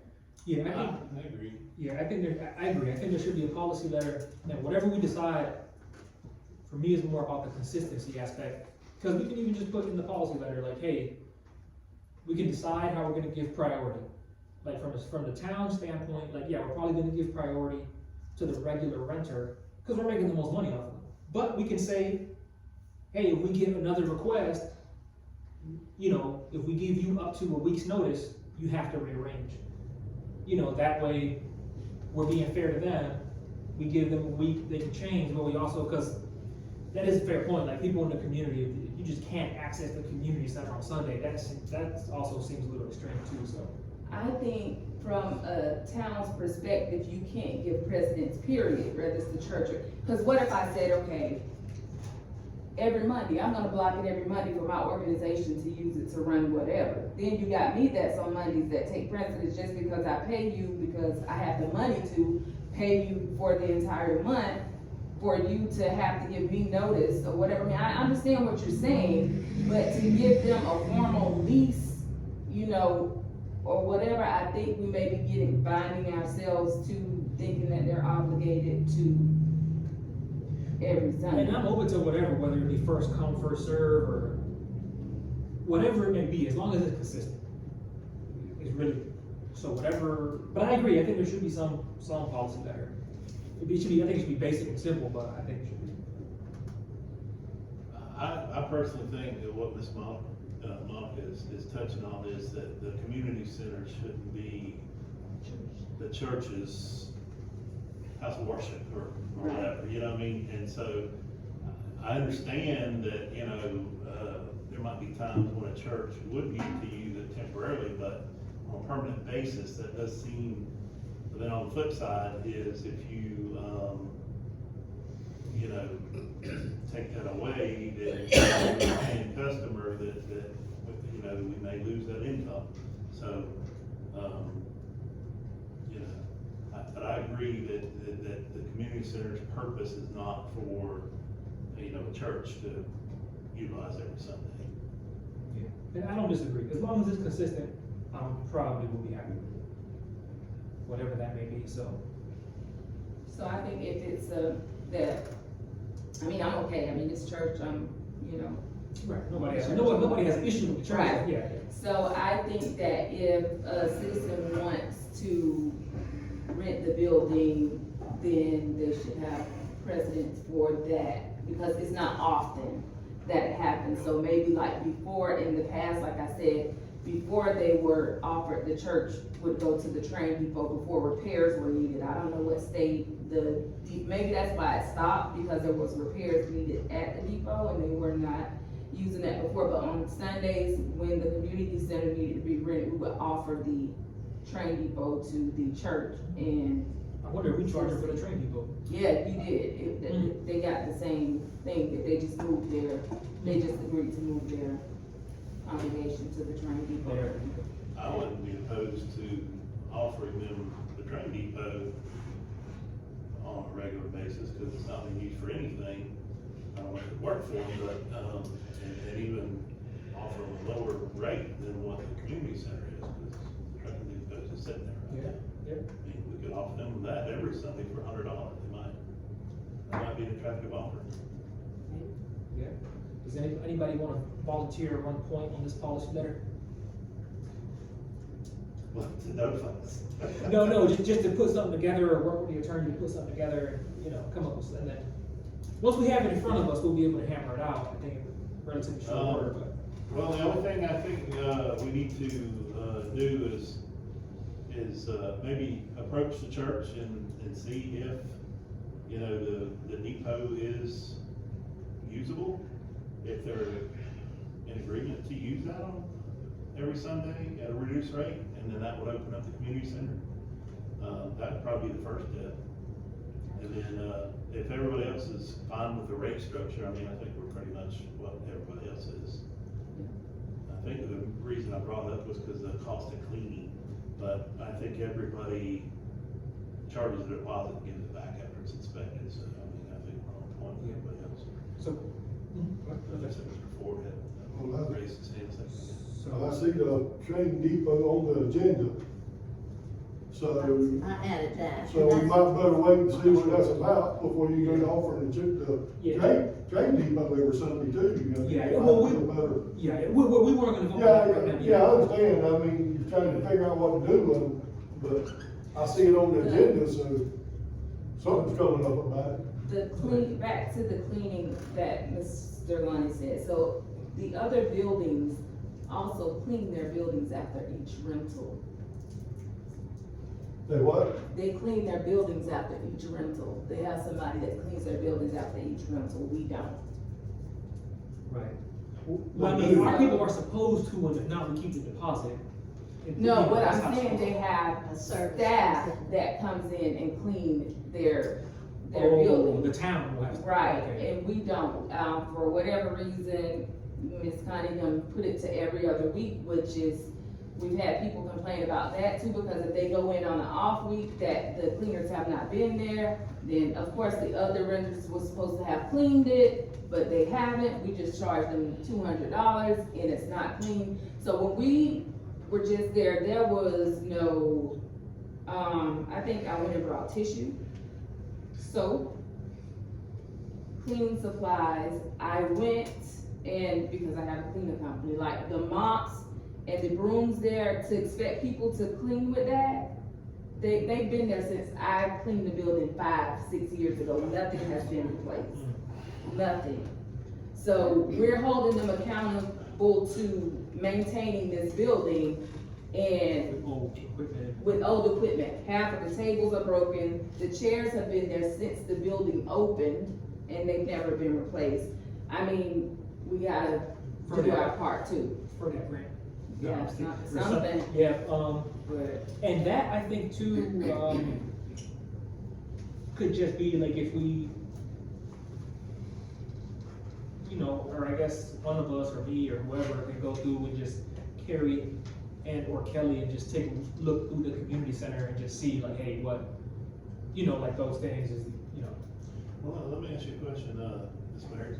I know you said that the fee that they're charging really is, you know, it's competitive or comparable to normal rates. I mean, do you think that, the town might be able to find a part-time person, like a contract staff that would, go down there and clean it after each use, or is that what you're suggesting, or hire That a was company? tried in the past, and the company that they tried it was like way more than the building was being rented out for, which I think was ServPro, or something like that, which is why I think they might have went to every other week with someone else. I'm pretty sure you probably could get somebody to just, hey, they're retired, some side money, you know, whatever. Hey, we're gonna give you whatever after, you know, each rental to, you know, go in and make sure it's clean on our behalf. I mean, I think if maybe it's, the company that's doing it now, I don't know what they're charging, but and we can ask, if it's dirty, we keep the deposit and use the deposit to pay him to come and clean, right? For you and Kelly? Yeah, Kelly goes to check it. Yes. but Yeah, no I one was- is necessarily checking after each month. Yeah, I think. It's after. So nobody's there on the week, so if somebody Oh, the rented it weekends. Oh, the Friday, weekends, oh, yeah. and then the person's come in on Saturday, Right, you have to basically go by the other renters that's saying, hey, it was dirty when we got here, and then the other one saying, yeah, it's back and forth. no, it's back and forth. We've had Yeah. that, So,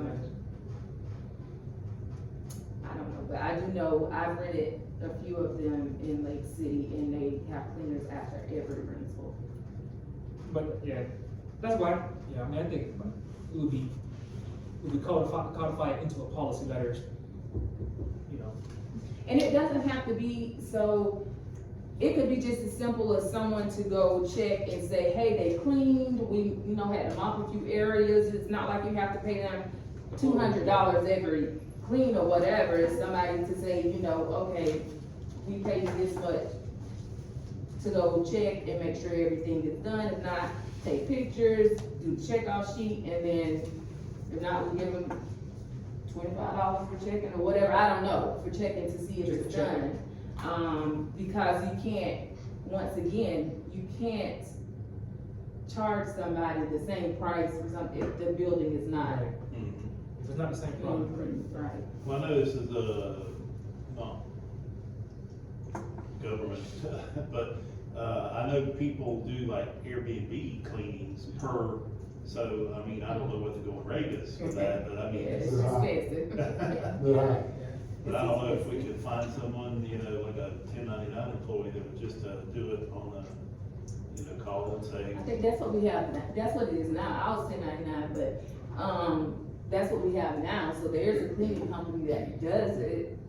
I think they actually go in and clean it every other week, so regardless, you go in windows, spider webs, cabinets, refrigerator, all that every other week. Now, what they would charge, you know, Whatever we add to that, we Right. have to see.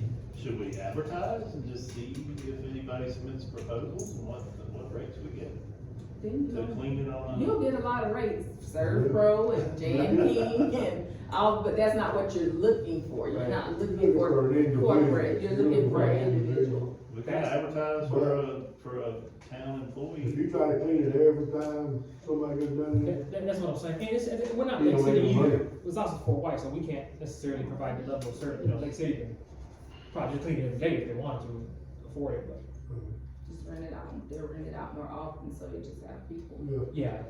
that go in there. And there's people in our community that need jobs and need second, you even have Yeah. high school kids, like a senior or something that, it's opportunity for somebody, just go down there and do this checkoff sheet and to make sure, that's the least we could do when we're renting to people, I think, but. So I guess as far as what action we're gonna take tonight, what do we wanna do? We wanna take any action, what do we?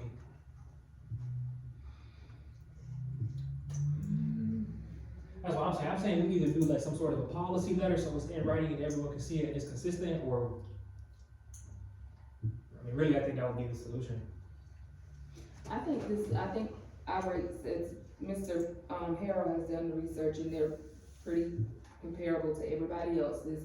So keep that flat rate across the board and then address the issue with the church, I guess.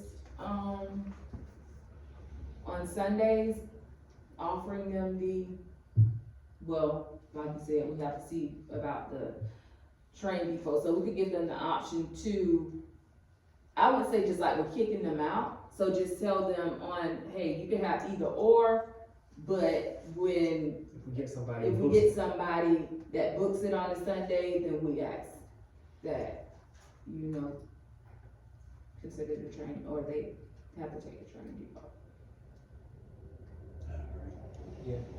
Do we wanna put like a time, like a notice, so it's not like the night before, like at least. If we can't do it, go the night before. Yeah, that's Right. what I'm saying, like, at least, 24 or 48 hour notice at least, something. I would say, I mean, if somebody is gonna rent it, well, most of the time you have, cause a lot of people will say they're having a funeral service and they wanna have the repast there, so they won't notify you, like, Monday Monday they may notify you that Saturday they need it for a repast or Oh, but that's something. plenty of time, that's plenty of time, yeah. So like, maybe, 72 hours, 48 hours? Yeah, I three. mean, But I think 3 days should be plenty, especially if we're offering 3 an days, alternative yeah, venue, yeah, 2 hours. 3 days. We'll do 3 days, okay.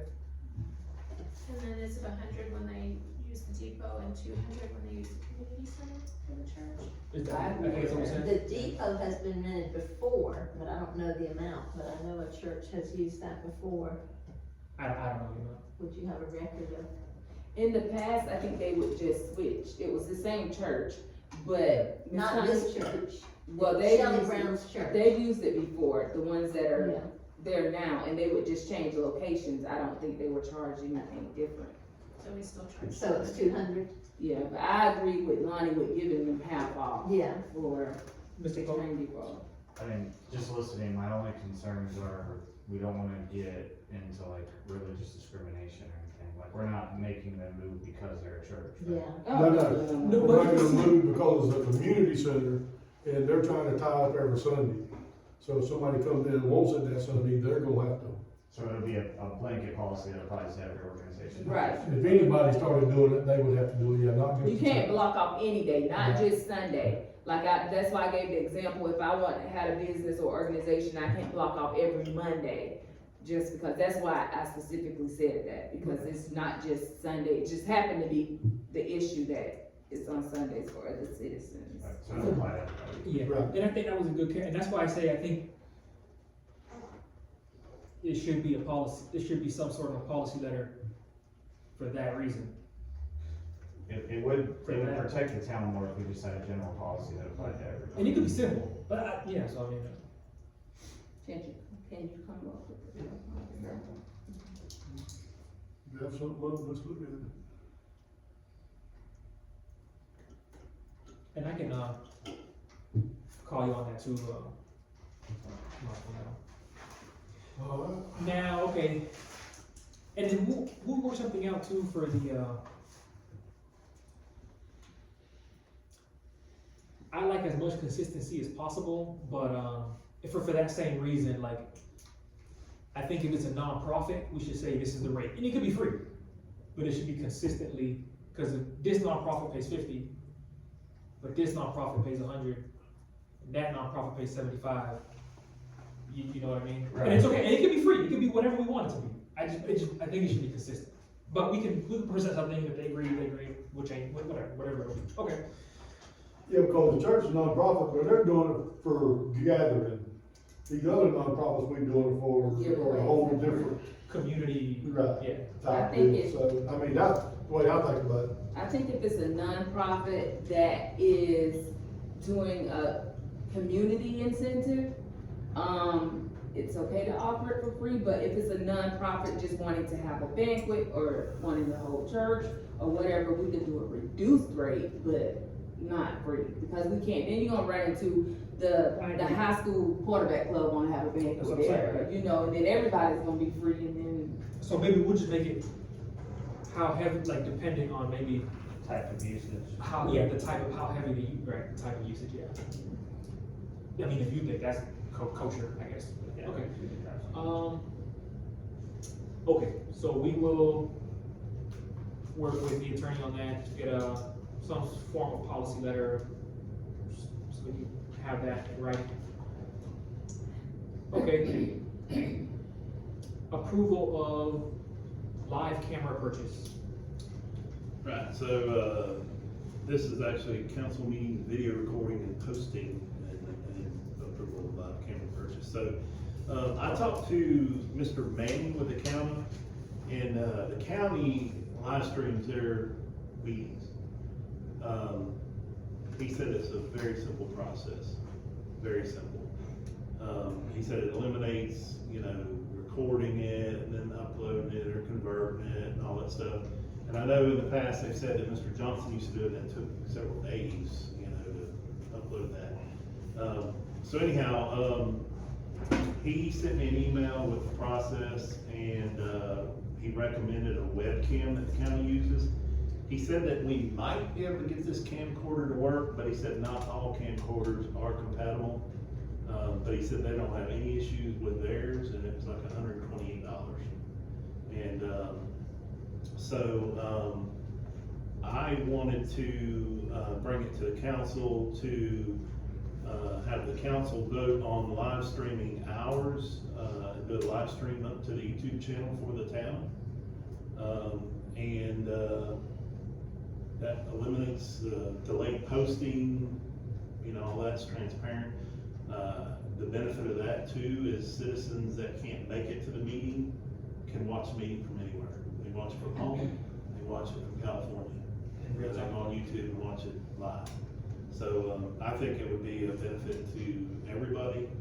And so I suggest that we also purchase the webcam that the county manager, or the county IT manager recommended, just to eliminate any issues. Very simple process. He said you just need a computer with, internet, and you just open up YouTube, connect your webcam, point it in the direction you want, it has a microphone. He said they have used that microphone in their meetings before, but they have microphones at the table that they connect to theirs. But he said they have used it when the microphones weren't working and it was, acceptable. He said a room this size would probably be just fine. And he said you just turn it on, go to YouTube, click live, it lets you title it, the feed, and just name it, town council meeting and the date. Click go live, and it's on, and then whenever you get done, hit end. And he said there might be a short delay up to an hour where YouTube converts that and saves it to a channel. Yeah, I like the idea. My only thing I would caveat or preface with is just to make sure that we give Kelly and or Carrie, whatever training or, I mean, it's probably not that complex, but, from A to Z, it's easy to miss something from a technical standpoint. Right. So I like the idea of it. He sent me the email, it might be in his packet, that outlines the process. He was very friendly. I'm sure if they were to call him, he'd walk them through it over the phone. If not, we have our own IT contractor that could come in here and go over it with him. Yeah, I think, That's what I was saying. Carl, yeah, we should probably have it. Carl could, All we would he's have like to a buy, network, I mean, he can maybe do it, yeah. all we would have to buy is the camera. We already have the computer that would work. With the laptop. Well, the laptop you use for PowerPoint, so that might be an issue. But it could be hooked to one of the desktops. So we may have to figure out if it needs a long enough cable or an extension or something like that. I know the IT guy mentioned that, I guess it would have to be on guest Wi-Fi, because if anything connects to our Wi-Fi, then we have the potential to get attacked. So, Security. yeah. Well, if it's a Plug it into the desktop, computer, then wouldn't it be our personal, our company Wi-Fi and not the guest Wi-Fi? well, if it's hooked to a desktop, that would be hardwired, right? He might be Ethernet, yeah, I know it's Wi-Fi. But that's what I'm saying, I think we should get with Carl first. I Yeah. like the idea, I'm Yeah. sure it's very possible. Yeah, we can do it, I know we can do it, but maybe just run it through Carl first and make sure everything's good and set up and safe and secure. Yeah, I'm comfortable with what Mr. Manning, I mean, the county's already doing it. I mean, we're just following suit, kind of bringing things up to speed, because, the delay posting the meetings, and the last one, the audio, or the video cut off, and then later on, the audio cut off, and then it all ended before the end of the meeting. So, yeah, I'd like to go ahead and make a motion to go with the YouTube live stream and purchase this camera. And then the logistics of it, that all can be worked out between now and then. Getting with Carl, or getting with Mr. May, county. Is that your actual motion? Any other discussion before I do that? Assuming, no, yes, yeah, like I said, assuming there's no issues, like if Carl doesn't say, wait, you know, then yeah. Any more discussion? I motion that we, go to the process of YouTube live streaming the council meetings and, approve the purchase of the recommended webcam, Logitech Rio 4K. Rio 4K webcam. Okay, is there a second? A second. Okay, all in favor, say aye. All opposed, say nay. Okay, motion passes unanimously. Item 8, training vote. Well, we pretty much talked about it. I wanted to see that come to life for rental and for showing our historical building. I walked over there yesterday, and, you know, I have a real problem with the no trespassing signs. And the ramp is fine, there's no rotten wood, it's not perfect wood, but the ramp's fine and the steps are fine. There's one board that has been replaced. It's not the right size board, but it's sufficient. There's 2 windows that are broken, and when you look in the windows, it looks like it hasn't, no one's been in there since it was used for the Main Street business, but it's all disheveled in there. Not criticizing them, but that's who used it last. But I'd like to see that used for a number of things, rentals, and, maybe what I wanna do personally is have a photograph display down there, not my photos, but photos of old Fort White. And, I've talked to a lot of people, of the old people from here that have stuff. And I don't wanna go in there and put nails all in the wall, but there's a lot of things that could be used for. We could have an author, a local author come to town and talk about his or her book. There's just a lot of uses for it that we can put on as a, freebie, in addition to having the rentals of the church or the birthday party or whatever. You know what we need? Policy better. And I haven't been in there to actually see the bathroom. I've only been in that one room that, Yeah, the Main Street room is what I'm saying, because that's how I've been in there. I've been in there years ago. But Yeah, we need to use it. yeah, I disagree.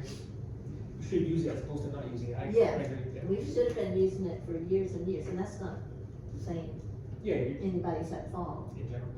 Can we get somebody to look at it and see what, if it's up to par? Yeah, AC, I'm talking about AC. yeah, Bathroom. because Buster Windows. mentioned it to me, so I gotta follow up. Did it come in the mail or? It- I forgot, but it's about apparently might be getting listed on the historical register, and the state of Florida is asking us. So they're very detailed about any changes that have been made to it. I say before we do a lot of renovation, I mean, we can clean it, probably rent it out, but before we do a lot of renovations, like we should probably, my opinion is, work through the process of getting that designation as a historical.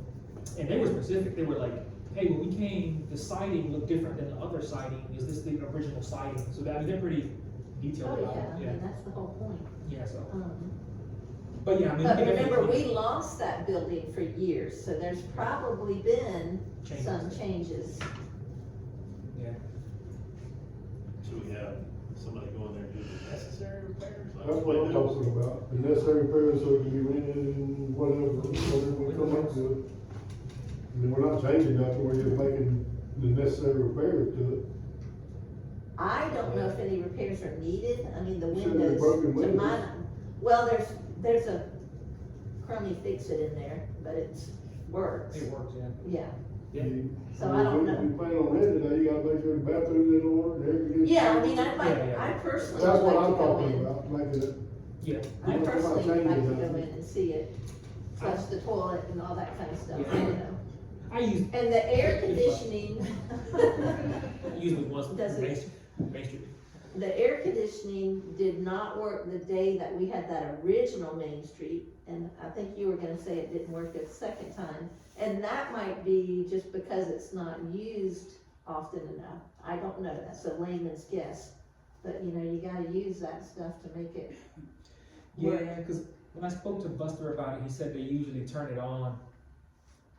I don't know if it's very underpowered or old, but they turn it on, they try to turn it on like the night before. You know, Yeah. that way the next day it's usually cool enough or warm, but. Yeah.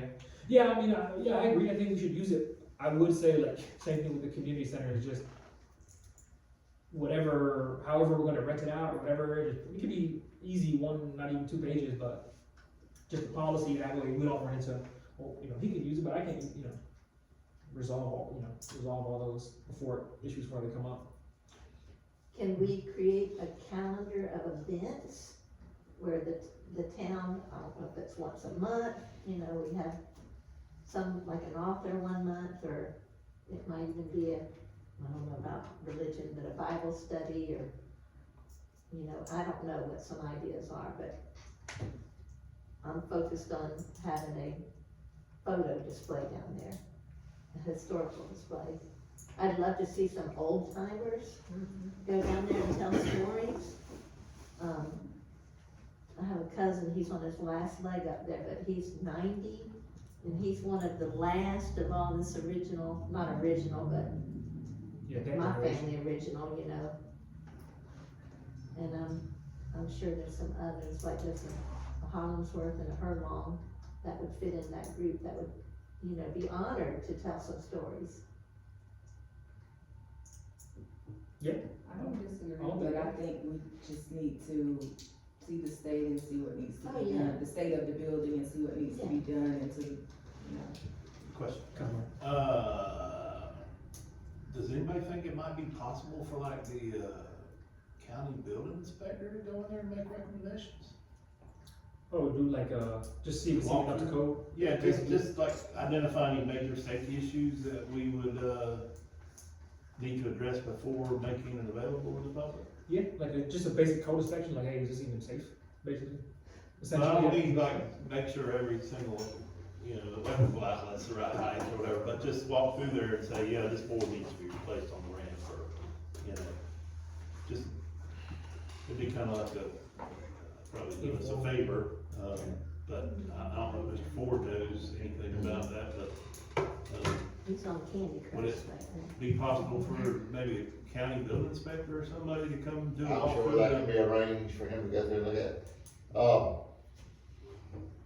I've actually got a meeting with him in the morning at 11:30, so Just I can run by him, so, yeah. any major safety issues that would be recommended to be addressed before we start renting it out? 'Cause I'm like, I know one of the big things now is handicap bathrooms. I don't know what kind of bathroom it has in it, but I know for it to be a public building, it's got to have handicap bathrooms. even if this is a building like that, historic. I think so, Bill. I'm not an expert on that, but Well, he would. Troy would know, yeah, He'll know. yeah. if it's gonna be public, And that's why it has the ramp. And the ramp wouldn't be part of the historical building, like some of those boards can definitely afford to be replaced. We're redoing the Lake City Reporter building now to put some offices in there and stuff. That, we got to put some handicap restrooms in it before we could occupy it. I know that's a big cost, so. okay, so, I say if you will, they can go look at it, and just Yeah. give us a quick overview yeah, of what he sees. yeah. So we know what we're looking at, and in the meantime, everybody think on the board what we might use it for, or rent it for. Yeah, do we wanna, or I guess we'll wait for the inspection, but I was gonna say allow the church, did we already vote to allow the church to go there? No, we're gonna do the cost effect, okay, yeah. I Did they have think candy cane that- when you were there? definitely need to see what Chambers in before we offer it to Yeah. Yeah, okay. them. Is that it for you, Bob? Okay, so we'll move on to citizen comments. We have it, so. Oh, yes, I'm looking at one of my people, okay. 9, code enforcement. Yeah, that's me. I propose that we do an RDP for, I think I can answer something before you get going. We still have an interlocal agreement with the county. we did. It's still in effect. Oh, I thought I read something. They I canceled did, they didn't cancel it. Okay. No, I checked on it, Mr. Ford checked on it today, he said it's still in effect. Okay. Okay, so But there was a stipulation that, what was it, no anonymous, So what it's against the law for anonymous complaints. So for us, for our code enforcement to get it, to do anything with it, it has to be a complaint filed and signed by somebody making the complaint. Can't be anonymous. And the next thing is, what I was told by our attorney and county manager is, before, the mayor and the clerk wanted to tell us how to do the code enforcement. The thing our comment to them was, from what I understand, is we do code enforcement the way we operate in the county. And we'll do code enforcement for the town, but we do it the way we do it, not, they were telling us special, what they wanted done, you know what I'm saying? And basically what the code enforcement guy says, I'll do whatever it says you're supposed to do to comply. And I Bring think, it into compliance. and I think too, yeah, cause I remember reading some emails back and forth about that, where I think, cause right, you had a member, I think it was a member of the council and town staff who were filing the complaints, but I think at the county level, you were like, hey, we don't, you correct me if I'm wrong, I don't think like the county manager can call and make a complaint. No, Yeah. commissioners can't, or the council can. But, for the clerk or somebody like that to make complaints, they consider it targeting, targeted complaints. And I'll be just frank about it, our code enforcement guy said a lot of the complaints she was filing was retaliatory complaints, and she was basically because she was mad at that person, or she didn't like the way that person approached her or something. A lot of it was the collective, I remember, was part of the lawsuit, but. And I don't know anything about it because I wasn't involved with it, but I know there was our code enforcement complained about it, so. Mr. Over. Does it have to be with the interlocal agreement, because I haven't read it, because I thought it was canceled, so I didn't mind. Yeah, there is a written interlocal agreement, yes. So with that, do you know if there is a written request for every code enforcement thing, or like before, I know it was talked about in the past, like right before Miss Connie left, because I think I talked with her about it, or something about the county was coming through and like abandoned cars and, things like that. Is it something that we would have them request them to do? Yes. Or they just come through and do it? Yeah, anything we do is complaint driven, it has to be a complaint filed. So, we operate basically. I think he raised it. So I remember seeing a county commission meeting, and I think, the explanation was that it's citizen complaint driven. And, that it's an attempt to keep it from being, viewed as targeted by, county officials, et cetera, et cetera. And I even think I heard him say that the county commissioners can make a complaint, but it's treated just the same as a citizen complaint. Exactly, yeah. So if you have a complaint in your district from a citizen and, they, for whatever reason, don't wanna make the complaint, maybe it's their neighbor, they don't wanna start a ruckus or whatever, then you can call, but it's, it's not, Mr. Ford said this and that, so And I'll be honest with you, we do that regularly. I had a complaint today from several citizens that live by, residents, and, you know, they asked me to make a complaint on it. I made a complaint on it today, you know. But most of the time, if I make a complaint, it's from a call I get from an individual that's complaining about it. And I check it out, I'll be honest with you, I check it out first and look at it to see if it's something because I'll be honest, most of your complaints come from neighbors fussing, arguing, and fighting. And a lot of times they just making accusations that, because they're mad with their neighbor or whatever, you know. If it's a legitimate complaint, then I turn it in. Well, here's the thing, you know, the only concern I have, and you know, I'm happy to hear that we still have, cause I'm under the impression that we didn't have code enforcement also. But, so I am aware of some complaints with a business that shall remain nameless at this point. And I think they need to be addressed. I actually spoke to Mr. Pope about it, and, under the impression that we had ended that interlocal, I told him we didn't have code enforcement right now. So I asked that question today, and it, The It's never been commissioner, canceled. the commissioner set a date to stop, didn't they? And voted on no, I think we set a date to quit answering complaints from the town clerk. From the, We gotta verify that. Yeah, we gotta. I was verifying, well, I was verifying today that the interlocal agreement has not been canceled.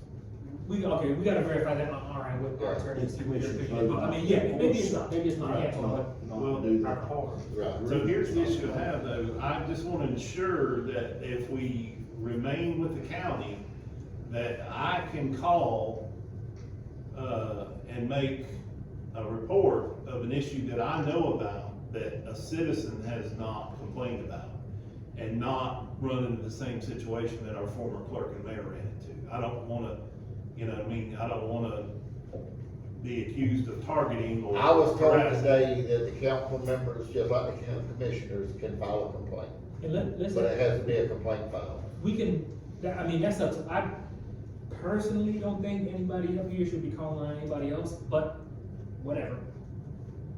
Does it really matter? I mean, if they allow it, code enforcement allows it, they allow it. Yeah, and Well- like he said earlier, a lot of people, neighbors, or whomever, would rather go through, in his case, the county commissioner, than I'm calling on my neighbor, old man Smith, who's got that hedge growing up high again. Well, we do, now, we do still have quite a few complaints from individuals Yeah. too, but, you know, a lot of people, like today, it was several neighbors called me and all of them reported, you know, basically saying the same thing. But, every complaint now, if there's a complaint filed, it will be checked out Yeah. by code enforcement. So what do we, go ahead. I got one question, like, say for instance, when the town, approves a site plan and it's not completed, that likely isn't a code enforcement. That's not a code complaint. enforcement. And so some of the things that would be laying on the table go back to Mr. Garrett, who's quit us. And, so I think there's still a gap. I think the things that you're probably considering, most of them would be failure to implement site plan and not code violations. I'm not a lawyer, so. I don't think the council has been, as of yet, I don't even know what everybody's talking about, so. Okay, so, wait, hold on. So with regard, who got? Well, I'll go ahead and. Wait, no, stop. You got. So I was gonna make a proposal to put out an RFP for code enforcement, but, I'll table that pending verification that we have an interlocal with the county. But I do have some issues that I think need to be addressed by code enforcement, and so, when I talked to Mr. Pope, he said, you know, with the absence of a code enforcement officer, you know, it's hard to address code violations. So we'll, I guess, what do you want to do? Table until we verify? Right. Okay. Until we verify there is an interlocal. What the actual status is. But I still have, you know, I still want, and I feel like Mr. Ford has assured me that you know, is the ability for any one of us, because, you know, if I become aware of a code violation, you know, just driving down the street and, you know, it's a detriment to, you know, the public or something, and I ignore it, then just because it doesn't get reported by a citizen, you know, doesn't mean it's okay. So, Yeah. I mean, there has to be discretion there. Right. Mayor, if I may, so what I was told Wait, today, hold on. okay. So that we're all on the same page up here. We're not doing anything with code enforcement until we verify what the status of the interlocal agreement is. Right. Okay. What you do, We just table it. What table Pending it? verification that we have an so interlocal you wanna account. make, okay, so, Yeah. you wanna make a motion? Yeah, I motion that we, table this issue until we verify that interlocal with the county is confirmed. Okay, is there a second? No. Alright, all in favor, say aye. Aye. Okay, all opposed, say nay. Okay, so we'll verify that and then we'll take that one step at a time. 10 is, I think we did 10, yeah. So 11, Councilwoman Mayor, we renamed John B. Bryant Park to Hills Family Park. Yes, so as I was working on these projects, I'll read the proposal. So it says, dear fellow honorable members of the town of Fort White governing body, please accept this written proposal as a formal request to rename Johnny B. Bryant Park to Hills Family Park in recognition of the historical significance of the Hills family and their connection to the land upon which the park now sits. Supporting documentation from Columbia County records indicates that in 1995, Ms. Rachel Hills was listed as the grantor of the property to the town of Fort White. This record substantiates the family's deep historical and legal ties to the land. To be clear, I do not dispute that the ball field itself honors the late Mr. Johnny B. Bryant, a respected and influential community member who hosted many cherished softball games at the location. Naming the field in memory is a fitting tribute to him. However, the broader park should rightfully reflect the family whose labor, investment, and legacy are rooted in that ground. Renaming the park Hills Family Park while retaining Johnny B. Bryant Field within it would appropriately honor both the contributions of Mr. Bryant and the Hills family. It strikes a respectful balance between preserving the community memory and correcting a historical oversight. I appreciate your thoughts and consideration of this proposal. Sincerely, Monica Mayor, District 3. Good. Can you tell us about the Hills? So the Hills, Miss Rachel Hill, she happened to be my aunt, but so her home still sits adjacent to the park. And 1995, whatever happened between her and the town, she granted the property where the park is.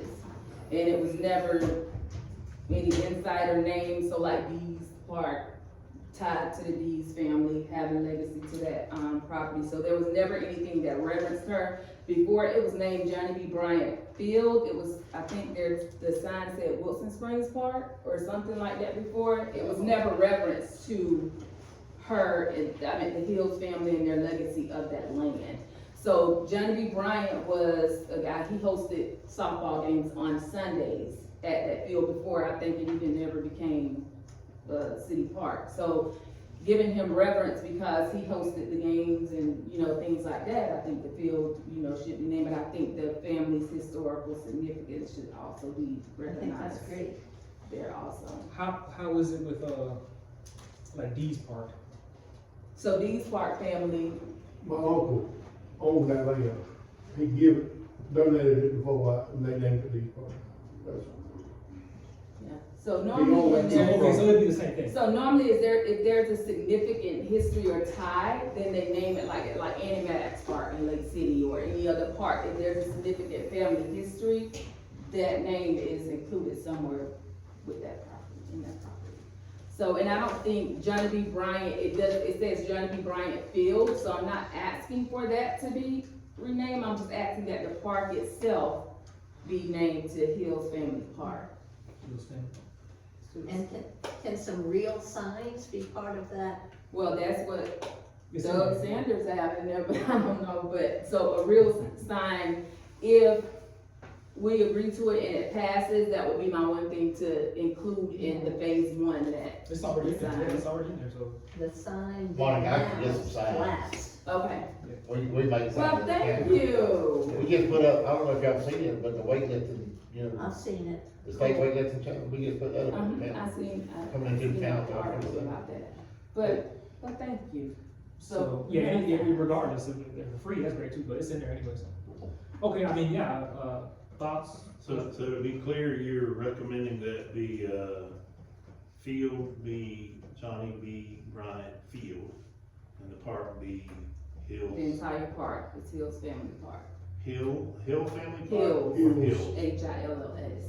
Okay. And how many years did the family own it? Generations. I think it was purchased in the forties, from my understanding, and it was granted to the town in 1995. So they gifted it to the town for the park? Or whatever, I don't know the entire process Yeah, of it, but it they was gifted, granted, however, I don't know if it was swapped, done what, but it And was. is Mrs. Hills still in that house, or is she She's deceased? deceased, Is there a Hills out there her somewhere? grandson, And who is her grandson? which is Warner Harris. And I don't even know where Johnny B. Bryant Park came from, because Johnny B. was playing ball in that field before she donated the land for the park. Years before she donated the land. So I guess they would just call it Johnny B. Bryant, but Well, this sounds like a great compromise, great solution. where she gave the park wasn't even part of the field. Mm-hmm. Where Johnny B. probably, I don't even know when he died, but he's been there a long time. If that, yeah. If I that's think it was just in reference to him hosting. It was. Community softball games for years and years and years on And he Sundays. did. He spent many hours around there, that field, racing, I seen him around there, racing, when I drive by. Okay, so, floor is open for a motion if the council wants to go ahead and rename the park from what is currently named to Hills Family Park. I make a motion to rename Johnny B. Bryant Park to Hills Family Park. Is there a second? I'll say. Okay, all right, all in favor say aye. All opposed say nay. Okay, motion passes unanimously. Maybe I got these items scattered here, let me see, I think that was the last one. Okay. That was it, I think. Did you raise your hand? Oh, no, sorry, I was checking. Okay. Alright, citizen comments. You got anything? Just a question. Yes. You know what's happening, Okay, just say it. Rick Lopez, you know what's happening on the corner of Blue Jay? No, The clearing of all that property on the corner? I'm just curious, no. I think somebody finna build a house there. a house or, I I think think that's- it's a house. I'm pretty sure this is all commercial, right? Or It is commercial. all the corners? I think it's. All- Is it commercial or can it be commercial? I think it's commercial, but I'm not positive. Carrie, have we got any, It's like a whole block Requests. though. There's a map of one of those is. yeah, oh, that's 27.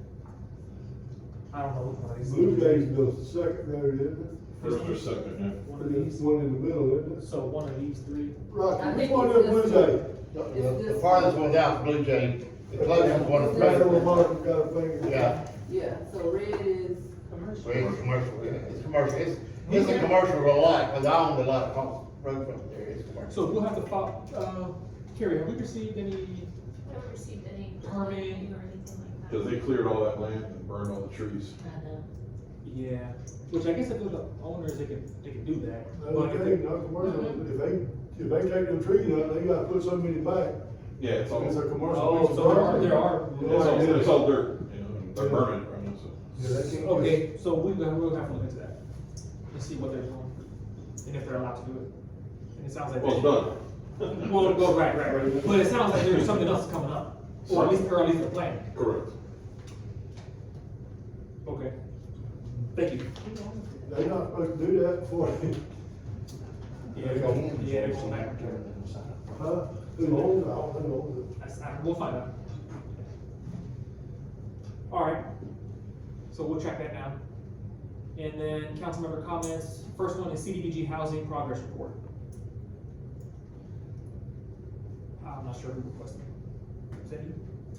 No, I think it was requested the last time, I don't know, but I did happen to talk to, Andy, and I think yesterday or the day before yesterday, they were out, the contractors were out routing around to the different properties for, the bidding process to open up on each one. And for some reason, I called Andy because some citizen told me that, which I was under the assumption it was already bidded out, and North Florida Housing was the one that was, because that's where we got the preliminary drawing from that Andy Easton, presented. And they were concerned about the bidding process, so on the day that I happened to call Andy, he was like, no, they didn't have it.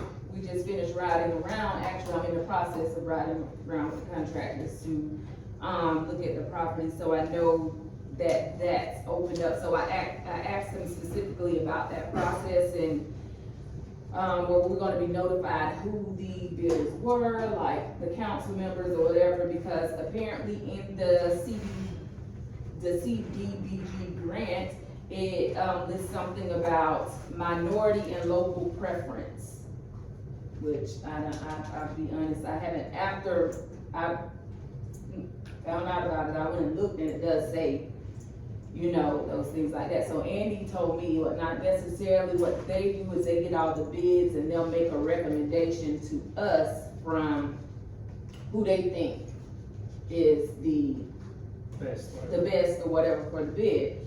So my thing is with that, if we have to make sure that they're going by what's in the policy, because if it's North Florida Housing, like I thought it was, then did they take local and minority into preference? Like, did somebody from Columbia County, was their bid like way off? Like, what happened with that? There's things that we have to, consider with that, which I don't know why he presented North Florida Housing to us, if they weren't the.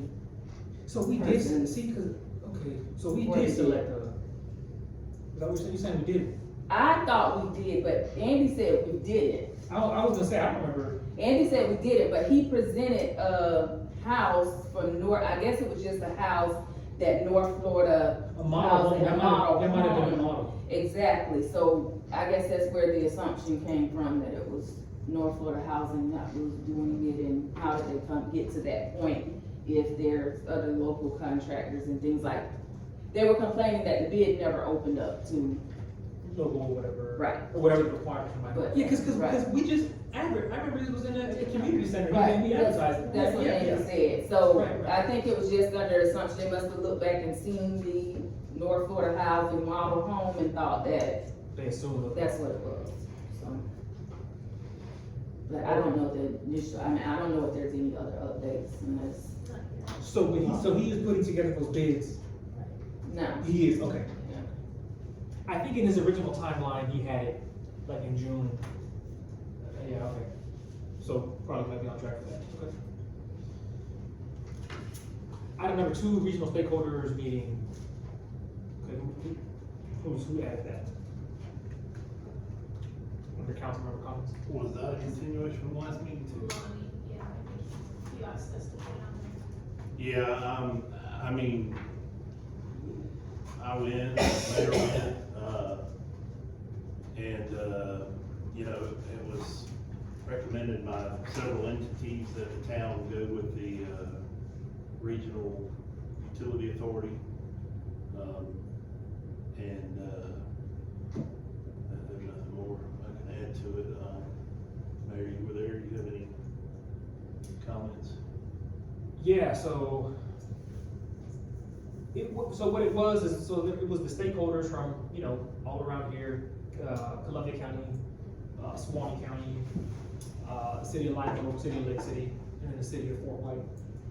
And we just went over what the major utility projects that all of us were working on were. And then it did come up, well, actually, there was quite a few options. There's the utility authority here locally, there's a regional Florida utility, Lake City expressed pretty significant interest also, that they'd be interested in working with Fort White. So regardless, I'm working with North Florida professionals to put together that presentation. I will say we're getting pretty close to done, on our utilities and what the cost is, what the projected cost would be of the wastewater treatment plant based on the first phase, where we have 133 or so hookups, then what the projected cost would be for the $12 million grant we already approved, so we're doubling the number of hookups, versus what the revenue will be. And then the same thing for the water plant, so that if we did take over for whatever we wanna do, we'll know what we're up against, Right. basically, so. Were there any pros or cons to either or going with one utility authority over the other? In So- case we, I mean, if we, Yeah, so the pros were, you get the resources and planning of, you know, whoever joins. Columbia County, Swanee County, I think right now it's just Columbia and Swanee County. But if anyone else joins, right, you get that collective. The concerns are, one, at the end of the day, well, really the main one is, what about when there's a huge project that they wanna do in Swanee County, but then there's also a big project that we wanna do in Fort White or in Lake City? How's that gonna go? At the end of the day, the utility authority is gonna sit down and say, hey, what's in the best interest of the whole region is this. But that might not be in the best interest of Fort White, or Lake City, or Live Oak, or Swanee, or even Columbia. That is the concern. So, I mean, so the benefits are, if you can play nice together, and if you can find a way to make it all work, you get those economies of scale and those increased resources. The detriment, if the utility authority were to grow, and we're little old Fort White, so we're like a small fish swimming with the sharks. So that's what we would weigh. But I think regardless with the workshop, we'll see kind of where we're at and then what makes sense, Yeah. Then we can evaluate what the options are, do you have a workshop date or target date? Oh, yes, working with, North Florida Professional Services, and with some of the people from the county looking at the budget for the water, what that is. It is July 7 would be the soonest, but then no later than, I'll say the 21st, but realistically, probably it'll be the 7th or the 14th. We should be able to have a workshop, and the week or two before we'll know or advertise, probably do it in the community center, and just go over those numbers. And the assumptions, right? Because some of it is gonna be up to us, like, hey, are we gonna do an ordinance or we do mandatory hookups? So that, we'll have to go over that too, but we won't make a decision in the workshop, but we'll have to. So what's gonna decide what date we have in that workshop?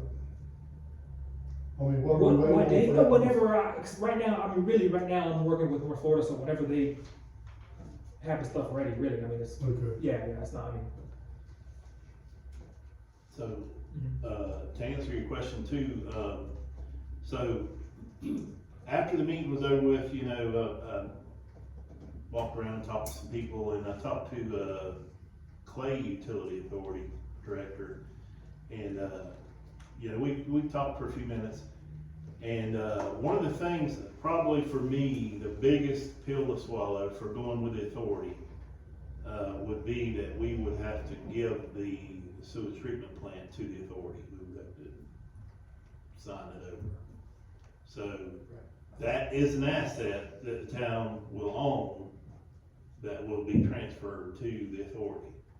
And I asked him, what the town would get for that. I mean, and he said, well, you'd have to negotiate, what benefits the town. I mean, you have to negotiate either a percentage of returns on your citizens' rates, or I don't know, but we would have to negotiate the terms of giving that asset over. And my concern would be a rate cap or something, because, you know, I saw something in some of that paperwork, it said that there was a estimated $33 rate or something like that. Maybe for the water, The water or sewage? maybe the water, cause sewage usually is like a multiplier. Yeah. So it's like 33, it'll be 66 for sewage. I have to go back and look, I had some paperwork. Maybe, yeah, I don't know. But anyhow, I'm just concerned that, you know, just talking to people, I called the Florida Rural Water Association, and while I was talking to him, he said, I don't see how Fort White could do it. He said, I just don't. He said, y'all are gonna have a couple hundred hookups, and, you know, this plant is gonna take multiple employees and electricity. So I'm getting from both sides, you know, I mean, I'm getting people that are saying authority's the way to go, and I'm getting people, you know, I'm not getting much saying that they're not the way to go, but anyhow, I have concerns about just transferring that over, and then the rates be out of our control, you know, but if we had control of it, our rates might be so high anyways, because we had so few customers. So I have mixed feelings right now. But, I mean, I was surprised to find out that we would transfer that over to the authority. But I was told that we could get some revenue back. We could negotiate a revenue stream back to the town, a percentage of the rates, you know, monthly or quarterly or whatever, I don't know. But, and then, you know, once that, is expanded, you know, I don't, you know, that treatment plant would be possibly expanded to serve other communities like Three Rivers and possibly cross over the river to go to Suwannee County. I don't know if we could get any, you know, compensation or any breaks for future expansion. So it'd probably be just upfront, what are we gonna get for transferring this facility over? Okay, so I heard talks to, just like everybody else, so I'm not gonna ask you, Mr. Ford, so I'm gonna ask the council members, did you get any insight at this meeting? Because I know the city of Lake City has interest of working with us, and then we have the utility authority. So was there any pros that you all got from, or was it talked about or discussed that Lake City would say, oh, we would do X, Y, and Z, or any promises, or? So there were no promises, but the city of Lake City did say, I mean, they said the same thing that David Kraus said at the county commissioners meeting, which is that he straight up, the utility director at Lake City said, hey, look, we're in the utilities business. Like, we're in the utilities game. We will work with Fort White. Their main thing was they just wanted to make sure that Lake City feels like they don't want to step on the county's toes. So, which is you know, fair enough. So the mayor said it straight up. He goes, look, because I asked specifically, the wording was, hey, is there any appetite in Lake City? Would they work with Fort White? And he said, there's appetite. Of course there's appetite, but we just got to sit down and make sure that that's not going to cause any issues. If we went that route, we don't have to go that route. But so that's what I'm saying is I think we have options. But I think the first step is we do this workshop and we know what we're even really looking at. Like, we have to have an idea of what we're really up against. Yeah. I mean, you gotta look at all the options. And we gotta look at the options, yeah. But what I got from the meeting was there was a room full of experts from many different agencies. And they were saying that the way utilities of the future were headed, you know, the utility authorities are the way to go. But, you know, my concern is that, you know, it takes time to grow and get bigger, and then the rates get lower. I don't know how they're gonna set the initial rates, but I would be, you know, I want some caps or some assurances that our town rates would be sky high.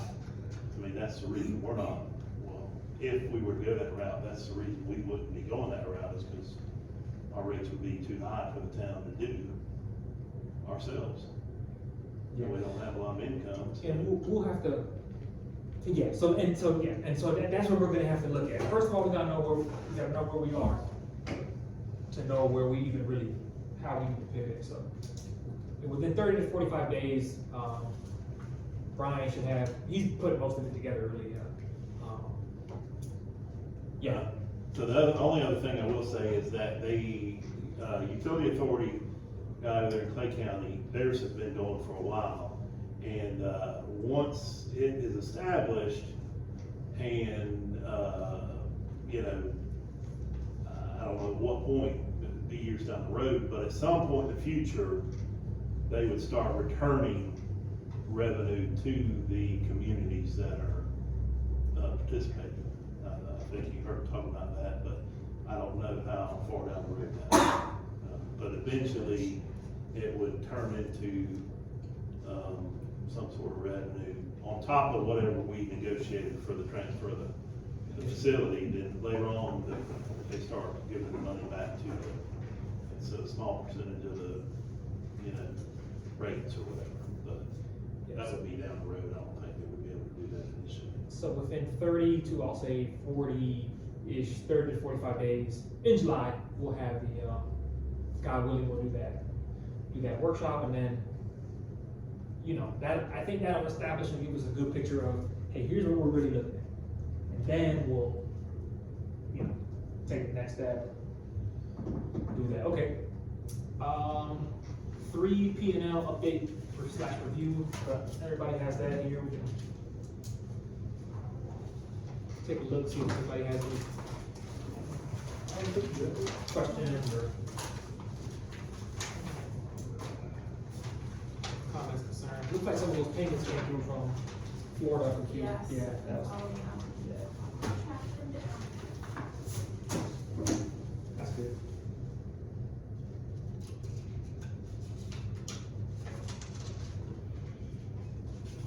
I was looking at it and I saw some things like subscriptions and, I know Kelly told me that we pay for those cameras or Simply Safe or something. The cameras are Simply Safe, yeah. Is that a monthly fee or Yes. how much are we paying a month for that? But are we paying, I thought it was just that one. Or is it, She told me there was one. oh, so then that's the one. Yeah, she told me there was one and it kind of captured the whole room. But, I mean, honestly, Motion. 30, 39, 34, 39 is what it looks like here. 39 a month. Honestly, that doesn't look like a professional job right there. I don't know. Simply Safe has a thing security company, you know, nationwide probably, and, that just doesn't look right to me. So, I don't know, we might can do better on that. I did talk to, a couple of different people, but I eventually got to, when I talked to the IT director about the webcam thing, I asked about these cameras, he told me the sheriff's department IT guy did it, he gave me the name, I called them, they said, no, IT tax collector's office does it. So I actually got a hold of the guy that installed the cameras on the other side. He said he didn't know nothing about this, but, I don't know if it'd be feasible or not, but I mean, if we can approach the county and ask him if they have the capability to just add a couple more cameras to this side. I mean, I know from working at the prison for so many years, those DVRs are multi-input systems. And if it's no sweat off the county's back to let us buy a couple of security cameras and run the wires over there to their DVR, you know, then that would save us that $39 a month. And the guy told me it was, he installed it over here, and he made it sound like it was a simple process. So I don't know if y'all would be open to exploring that option, but those go to the tax collector's office and they're on a DVR, so they're saved, all that good stuff, so I don't like that. I'd say if we could just fix the quality and pay the 35 a month, I say we just keep it, you know, pay 35 a month and that way, yeah, all the infrastructure will be ours, but, yeah, out of that one specifically, I don't know the quality of, I don't know. Yeah, I don't know. I mean, I was telling her before the meeting, if somebody came in here to, whatever, you know, rob the place, hurt somebody, try to kidnap somebody, I mean, I doubt if that camera will have battery in it, but if they snatch that cord out, all of them dies, you know, so. Yeah. You know, so, but anyhow, what was the other subscription, Carrie, what kind of subscriptions are we taking? You have to let me know, we have a whole lot of expenses. Yeah, I know we have a lot of expenses, I just don't know, like subscription services. No, just that subscription service. There's another It's one. not important. I see another one for 49, but, oh, I mean, I don't know, it could be, QuickBooks, we got QuickBooks, we got one for that huge printer scanner that gets maintenance. Yeah, the Xerox, that's lease versus and. Yeah, at least, I saw that. Yeah. We got the postal, Postal machine, that's that. I think we have like a PDF one for. Well, we don't have any subscription for like magazines. Not that I know of. All right. Well, at least that's what I. Did Xerox contact you recently? Yes. Good. Yeah, because we have copies of The, mine is, I just noticed the, it's coming out. I know his wife, and they asked me your name. All right, Councilwoman Mayor, you got something? for the, the insurance under, I guess it's for the employees, we pay for Aflac. Correct, that's just for Buster, yes. I see 3 different amounts, but my thing was they're all different. So before Gerald Cook's name is $79.52. So Gerald canceled his and then Earl canceled his. So we don't cover that. That was my thing. We don't cover it, comes out of your check. A portion comes out of the check and then the town does cover a portion of it. Okay. And just Buster is the only one on that one left. Everyone else canceled theirs. Okay. Yeah, I didn't use it on that either. And then Did Gerald renew? He renewed his? Gerald didn't. Oh, he did? He canceled as well as Earl. Okay, cause he talked to me, okay. Yeah. Very cool. We still had to just collect out of his check. The final, The last few. yeah, the final. Okay. Any questions on that before we move on? All right, gun club agreement update. Who brought that up? I did. Oh, And I brought that up because remember a couple of meetings ago, you had received a complaint call or something? yes. So I was just trying to track down a lease through Carrie. And once again, there wasn't a current lease that was signed by everybody. So I just thought, It was, yeah, I think it was self-renewing supposedly, or auto-renewing. Yeah, that's what it I said. thought we signed a lease with him not too long ago. all parties didn't sign it. So if I. And I mean, maybe he's holding the original, you know, but the copy I was given, all parties did not sign it. And that's not really why I had the gun club on here. I was more concerned about making sure that everybody knew to notify the church or the funeral home or the gun club if there was gonna be some type of service, so that there wouldn't be 2020 interference. 2023 was renewed, so it was 2 years ago. And then I think there's a provision, if I can find it again, where it said, I think it's every August, it's renewed. So I got a complaint, I guess the guy, I think he owns a property like adjacent to it, and his main ask, what he's asking for is like, they have a stall, I guess they have multiple stalls where they shoot from. And there's one that's like right, I guess very, very close to his property. So he's asking if we can tell the gun club just to only operate that specific stall from 10 to 5. Cause I guess, it's 9 AM and he's, waking up, Right, bang, right. bang, Yeah. which I didn't think that was unreasonable, so if we can change the lease to include that, like for that specific stall closest to that, property, just to do, but, I can put that on the agenda for July, and that way we can vote on it, because this is under council member comments, we can vote on it in July and give it to the gun club and just let them know. But I mean, I guess, if anybody have an issue with that, is that property owner, you've been complaining a lot, so, you know, to me, so. So you're talking about doing what now? Closing? Just for the shooting house, just one shooting house.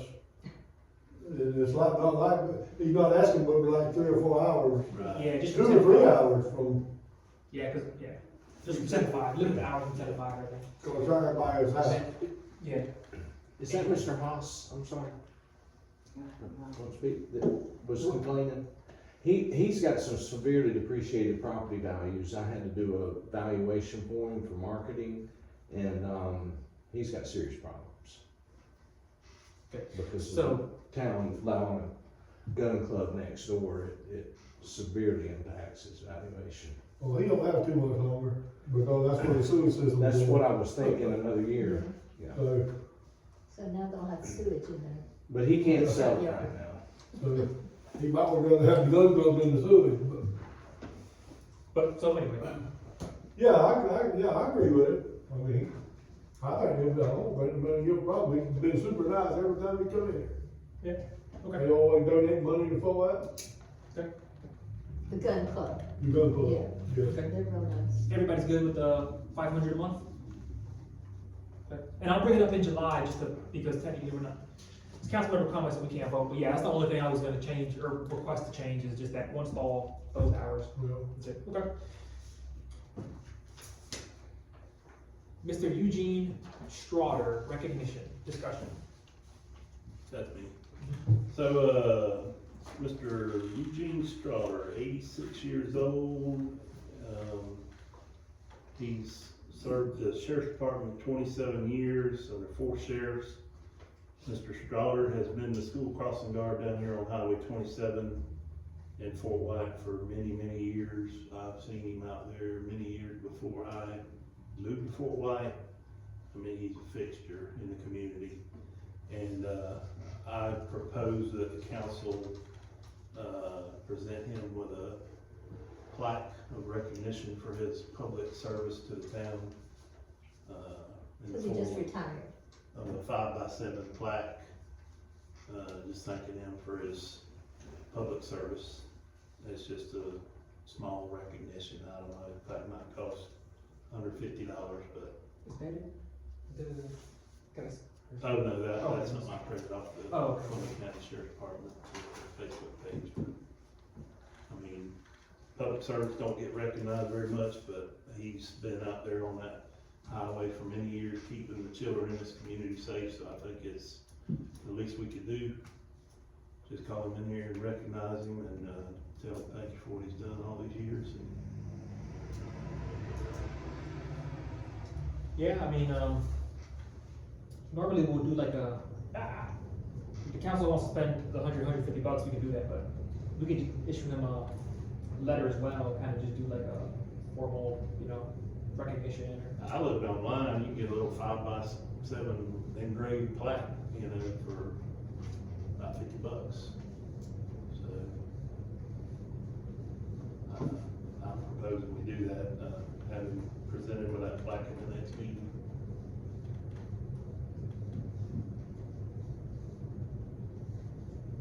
As far as the verbiage,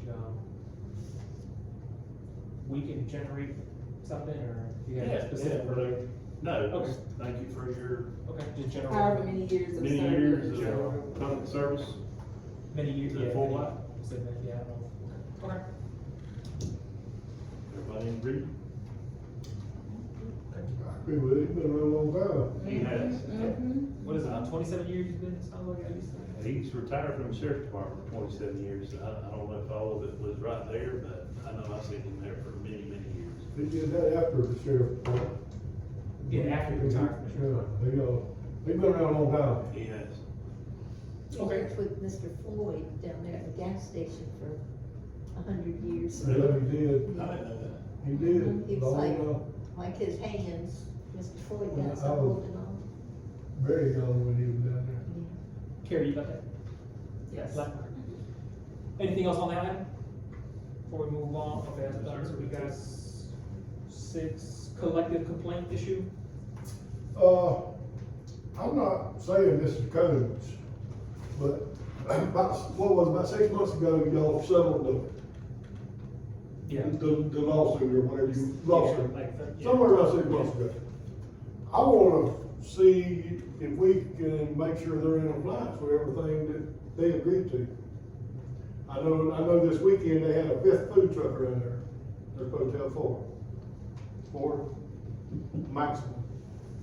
I know I had to check with Kelly to see if that food truck was registered and it didn't have a permit. Was it open and operating? Yes, ma'am. Yes, ma'am. It was the only one open, but it was a new food truck, Sunday. They operated, did not have the permit they needed. The truck was there for 5. I don't know what else y'all agreed on, but I know if they're doing that, there's other stuff, and we did this for a reason. When we settled with them, they agreed for this project, and we agreed for this budget. They're not abiding by what we agreed to. Yeah, I agree, whatever it is that we agree to, both parties need to start. I'm not Yeah. trying to put, I want them to do what they said they would do, and we're gonna do what we said we would do. Right. Yeah, we have to, And how we go for it, how we handle it, I don't know. well, we gotta pull it up and see what this, yeah, we'll have to get with, I guess, Mr. Pope, and just check what the settlement agreement said, what the, But I know you can go around there, I know there's stuff that they said they would do to their property that they've not done. well, And- I would say we could just make a list of like what specifically that, but, you know. Well, I mean, I would have to get the list to give you a list, but I can give you, I know several things. Little picky things, but it was supposed to be done. There's supposed to be car stops put in front of the parking on the side street. That was before I agreed to, let them use the side street to park, if they put the stops in there to keep cars, well, it's a one-way stop. Those like, cement. Yeah, I know that's not there. I know there's something to do with the trash can not being set, I don't think it's on the concrete slab around there. It's not. I think it's supposed to be on the concrete slab and it's supposed to have walls around it. Social media. It's, It's supposed to have walls around it. What is that? Oh, that's that truck. They posted on social media, I also became aware of that. Oh, okay. is that what it is? Is it snow cone? It's snow cones and hot dogs or snow, they big Cuban sandwich. Snow cones. Condiment, and something else, it's got 2 names. Cosmic snow. Okay? They're specialties Cuban sandwiches. So they've got treats and food. They were set up, they were backed in front of the 2 trucks, the trailer in the truck. That's where they were backed in at. Okay? Yeah, we'll have to, I would say we need to cause I don't know that we can just go and do like a full-blown inspection. I was just, whatever the list, whoever complained, just say, hey, like, what's, you know, we can. Well, I think that kind of goes. I think back we to- gotta, I think that we do have a reason just to say, hey, this is what we agreed upon, are y'all applying to this? I mean, I'm not trying to Just burn review the I terms. want them to bring their stuff up to compliance. Okay. Mr. Chair. We spent a bunch of money and time on this, So, a bunch of time. I also became aware of it, they posted it all over social media. And so, I contacted the attorney because the agreement with them was before I was on the council, so I wasn't privy to the entire agreement. And so I asked them to send me a copy of it. And, I looked over that and I looked over the ordinance. Part of the agreement is that they will comply with ordinance 2024-01. That's in the agreement. And, I just did drove around the block and saw multiple violations of that agreement. Like, The one-way, angled parking with wheel stops. The dumpster's supposed to be on a concrete pad and surrounded by a 6-foot opaque fence. It's supposed to have a handicap, ADA compliant handicap parking space there.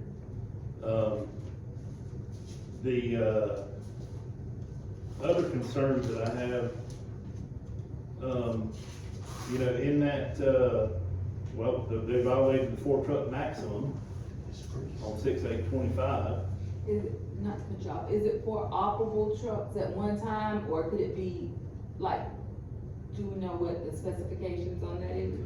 The way I read it, it's 4 trucks per food truck park, and so if they wanna bring another one in They there, gotta they need to move one. move one out. Okay. And, we can get the attorney's interpretation of that. Is that accurate? 4 trucks? I see, let me check the ordinance again. Let's see. I read it after you and I talked about it, but I have to look at exactly which. And this isn't the signed ordinance, I got it off of the, I got this off of The the argument is agenda. gonna be where they were the only ones open, but it's still. That can be the argument for the ordinance made for. It says 4 trucks, I do know that. If it doesn't say the word operable in there, then it would read, legally it would just read as 4 total trucks. Okay, yeah, maybe we won't look at it. But anyhow, so, I mean, just driving by, you can see multiple, I mean, the 88 parking, on-street parking, the dumpster, it's not on a concrete pad, it's not surrounded by a 6-foot fence. In the settlement agreement that Mr. Pope emailed me, they have in the diagram plantings, and it says existing plantings and plantings depicted on the site plan. Just to me, as a layperson, you know, it appears that that site plan had a lot more, representation for the, barriers, for the landscaping barriers. So my question is, have they complied with Exhibit A in that? I'm not sure about their lighting. I know they leave those string lights on all night, but then they have a time when they're supposed to end. So I don't know if, we can request they turn those lights out.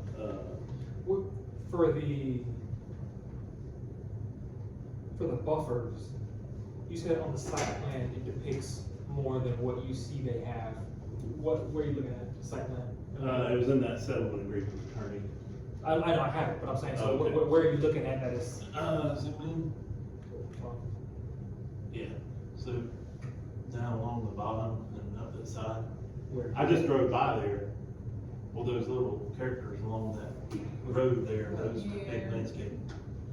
I drove by there and it just, like I said, I'm not sure, that would probably be a code enforcement issue.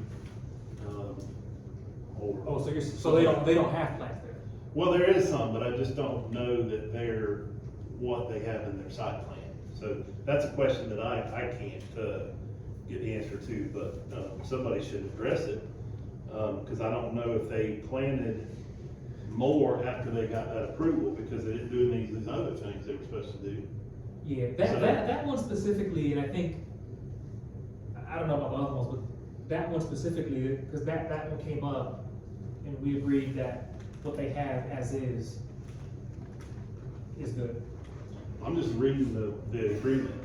So the agreement says, existing plantings and plantings depicted on the site plan. So I don't know if what they have existing is what's depicted on the site plan, but anyhow, that's for someone else to determine. And then, you know, there's 2 trucks, we gave them the variance for the 2 trucks to be connected to the septic. Have they properly done that to code? Have they run the piping? Or are they dragging containers of water somewhere and dumping them, or? I think I believe that they had already done that, and the other 2, they pumped out.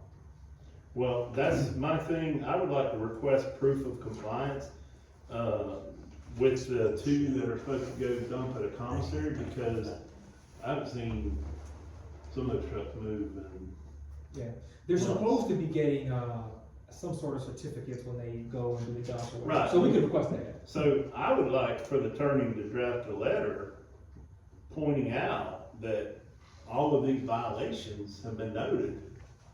And per the ordinance, they have to come to the council and discuss them. So we do or we don't wanna wait for the code enforcement situation to get it? Because, so, before we go down this path, again, do we or don't we wanna take it one step at a time, get the code enforcement squared away, come up with a list, make sure we know what we're talking about, and then request, hey guys, have you done all this? Yes or no, why or why not, what's the status? Or do we just wanna have the attorney slap them with a letter? It is clear cut that they are not in compliance with the settlement agreement. This, I asked specifically, are we waiting for the code enforcement situation to get hammered out? You and everyone else said yes. I reckon. So we're not waiting. No, this really doesn't have anything to do with code enforcement, this is, an agreement with the council. There's So this is one not code issue in enforcement. there that would be code enforcement, which is the pumping out of the wastewater and all of that. We can't prove that, or, you know, that they're not, I think I we just would asked if we code would enforcement request. for that, because that is a code thing also. But for everything else, I think if our attorney drafted, they had their attorney drafted, that we can ask them to say, hey, give us proof that you have met all of these stipulations. I think we can do that without code enforcement. I mean, those are my thoughts. Right, I think we should address these obvious ones, and on the pumping, the two that have to go to the commissary, I'm just asking for in that letter, since that's also in the agreement. Proof that it's being abided by. Voluntary proof of compliance with that, that is also addressed in the same, Yeah, for the pumping, for the sewage pumping, or, so, that's what we're talking about. yes. So do you need a list of these items? Yeah, if you'll get most, I will. Did anybody have anything else that, No, wanted to address or bring up? About the collectors, About this, yes, for the letter. Could I add one thing? No. So are we done on this issue or not? Yeah. I'll send the, violations that I just talked about to the attorney. And you can send yours too, just to make sure that, to them. see, I still do it, really, the truck bothers me, The fifth truck and then the municipal parking. that's just rub it before I face. That's all I'm doing. And then there's a concrete, it looks like a concrete culvert sticking up over there near their on-street parking. And, I don't know, it's probably in the right of way, so I don't know who would be responsible for that, but it's definitely a safety hazard. They brought that before us attention before, and they said something, you have to ask them, they said something about they know of a grant. There's some kind of old drainage pipe that runs through their property. It's on the edge of 4 out there, have you seen it? You know anything about that? I've seen that when I'm walking and stuff, and that needs to be addressed like yesterday. Cause somebody could trip on that easily, Yeah. or it's up enough like it could pop your tire. I remember them coming to the meeting and bringing that up before, but I don't remember Yeah, exactly what they said about it. right, cause that's on the, cause I don't think, they wouldn't have put that there, that would've been. No, that's been there, no, that's been there. That's like a. It was probably at one time underground, you know, and it's worked its way up. Like a road, like. Can we get Buster to go down there, or somebody to go down there and look at that and see if it's something we can remove? Or see I what mean, it is, it'd yeah. take the backhoe to get that out, it's, Yeah, that's true, yeah. or at least put something there You to need address to, that we a realize couple or there's something. I checked into this, we need to ask them what that is, well, they were talking about some kind of grant they removed it, and it was several $1,000s. I mean, it was somewhere $40,000-$50,000 job or something. So to get it out. I don't know if it was taken out or refix something, or, I just remember them Yeah, we talking gotta find out about what it. it is. I remember them talking about it. Yeah. What I'm it talking about needs to be is, roped off, like how they do the turtle eggs at the ocean, or dealt with, yeah, cause it's really a danger, I've seen that. We, We're just Carrie, walking. we can, just ask Buster to go figure out, see if we can't figure out like what that is or what it connects to, or, and then see if we can, I'm sure they put something up there. if it's no longer in use, I mean, as far as I'm concerned, they could just dig around it, break it off, But let it find out go what around, it and is. cover it back up. Potentially, yeah, Find out what we it gotta is, find out, what we it gotta, is. yeah. Before we, but yeah. Okay. We don't want that to be part of the letter though, right? No, No, we'll because address we would it probably, separately. And yeah, that would really be on us, that, yeah, kind of, okay, item, what's like the last item, I think, clerk's, mayor, attorney update. I think that was you guys. Yeah, I just propose that we add add to the agenda every month, section for a clerk's report. And under that, you know, the financial report, which will include the profit and loss, and then any balance sheets. I don't know if you have, can have her provide balance sheets for all of our accounts. And then give us an update on anything that, is significant, you know, beyond everyday normal operations. So the And- clerk's report, that will be like, what exactly do you want on there? Just be a verbal report to the council. I mean, you can have your little list of things you wanna talk about, but to update us on things that we may not be aware of. Okay, like in have the bathroom fixed or something like that, just, Well, I mean, if you had a major repair or anything like that, but, Even just like the status of, like, for example, if I would have brought it up, hey, we're gonna advertise soon for these, for the wastewater grant, you know, we're gonna advertise for this. right, Stuff right. you're working on that we might not be aware of. I would. Just an update, Yeah, just an update. sounds Yeah, good. I got a call from Tallahassee today and they want, you know, records from our last 3 years of, you know, whatever. So, but anyhow, and then the mayor's report would just be, you know, to inform us of things that you're aware of, working on. I know I talked to, Doug Sanders about something, and he mentioned that, I think he mentioned this something about a letter about the depot, he mentioned that too. yeah. And said that he had sent you the letter saying that there may be funding available for that, they're still looking at it. And then he also mentioned something about the, fort, that he had been talking to you about that, so there's things like that that you could, you know, inform the council about, that you're working on behind the scenes. And then the attorney updates, just in case Mr. Pope has anything he wants to share with the council. And some of these might not, you know, the mayor may not have anything to update us on, the attorney may not have anything to update us on, so. Yeah, I try to keep the big update. The four is obviously gonna do a walkthrough with it, Doug, so, Yeah. but go ahead, couple of things. One, can I come get access to the key to the depot, just to walk through there? And then bring it back? I think Buster could give it to you, yeah.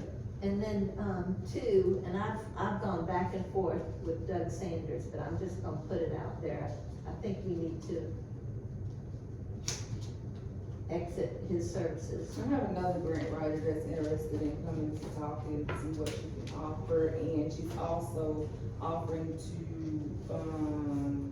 sit with the clerk and make sure that she understands the administrative side of the grants, what the consultant is supposed to be doing for us, if they're doing it appropriately, all of those things, but that's another day, another time, whatever. That's great. I've had I think- two meetings with. She's already better done. Yeah, I think we should do an REP, you know, and put it out. Madison just did one, and I brought it as an example for, you know, grant writers to submit proposals. And then there's this, Florida Grant Assistance Program through Florida League of Cities, and they offer, some free services, and, then they have, reduced fee services through, one of their providers, so that's an option too. Yeah, I don't, yeah. That's from Madison. I don't know if we need a motion or if we can make an agreement, Well, it's up to us, like the next but time we have a grant. once. Yeah, we could go with whoever the next time. Yeah, it's up to us. But I'd like for us to end our relationship with Doug Sanders, cause it just, Main Street came back, it hurt everybody, it hurt all the people trying to really do Main Street, it hurt us. I would think it embarrassed him, and then this playground stuff has gone on and on for months. What are I don't necessarily disagree, I just think for that grant, since we're like kind of at the nice, I mean, it's up to you, really, you're doing the FERDAP, so if you say you wanna do, that's your call, I guess, I'll say. We wanna know what? Like for the FERDAP grants, if we wanna, cause are you saying get rid of him just like right now? What, to let, Yes. to get rid of him We now? can't get rid of him Wait, right now, no, the one got, at after the this, end of yes. this grant. Oh, okay. He has completed his service with Fort Okay, White. I was like, let's let Ms. Mary's weigh in on that. Oh, I see, okay. Yeah, I mean, no depot, no Ford. I Yeah, and that would be- talked to him a yeah. couple of times on the telephone, and he had gotten some engineer to do a $500 report on the Ford. And then the next time I talked to him, it was a $5,000, report that he was gonna do. So, And that's one of the things I was gonna talk to him when we do the walkthrough was, well, what's the quote, like, you I know, think you can say your goodbyes to him. yeah. And I mean, he's a nice guy. He's a nice guy. I'm mixed with it, but One last question before we go home. Would you all be okay with, once Mr. Ford gets the signs made, that I present it to the family? Would we like to present it as a city or absolutely. council? What's your preference? I mean, I can do it, I mean, it doesn't matter. I know that her eldest son lives in Miami, so I would have to Yeah. coordinate with him to make sure he's available or when it is or whatever, but I just want. Whatever their preference is, I'm sure we can vote, I'm Would sure we. you, wanna do something at the meeting, or would you wanna do like a park dedication You event? can use your scissors. Probably maybe a park dedication if the sign is gonna be put up and we just uncover the sign and. I think that'd yeah, be I nice. think that's the best to do. For John B. Bryant as well, somebody in that family. Well, they had a dedication for Okay. that, or years ago. And I have a question Who before, was that, who was that grandson? Tiffany, Warner Harris, Warner, and then there's a Chris lives in. Chris, I know both of them, Yeah. good. Yeah, can you, she has great grandkids that works at the high school Yeah. too. I know Chris and Warner, can you try to get an old photograph from both of those families? Mhm. That'd be really great. I really want us to do something at I the will. depot with that. It might only be like open for 3 days where you can go in and see these historical pictures of our town and the people who built our town. And on that same note, that place, whatever, I don't know whose stuff is in there, but it's a mess right now. In the depot? Yeah, Okay. Okay. All right, if there's nothing else, floor is open for a motion to adjourn then. I'll make a motion to adjourn. Okay, is there a second? That's it. All right, all in favor say aye. All opposed say nay. All right, motion passes unanimously. It was a local meeting, but it was. Yeah, at least we Was did- it? at least we did- yeah, at least we got-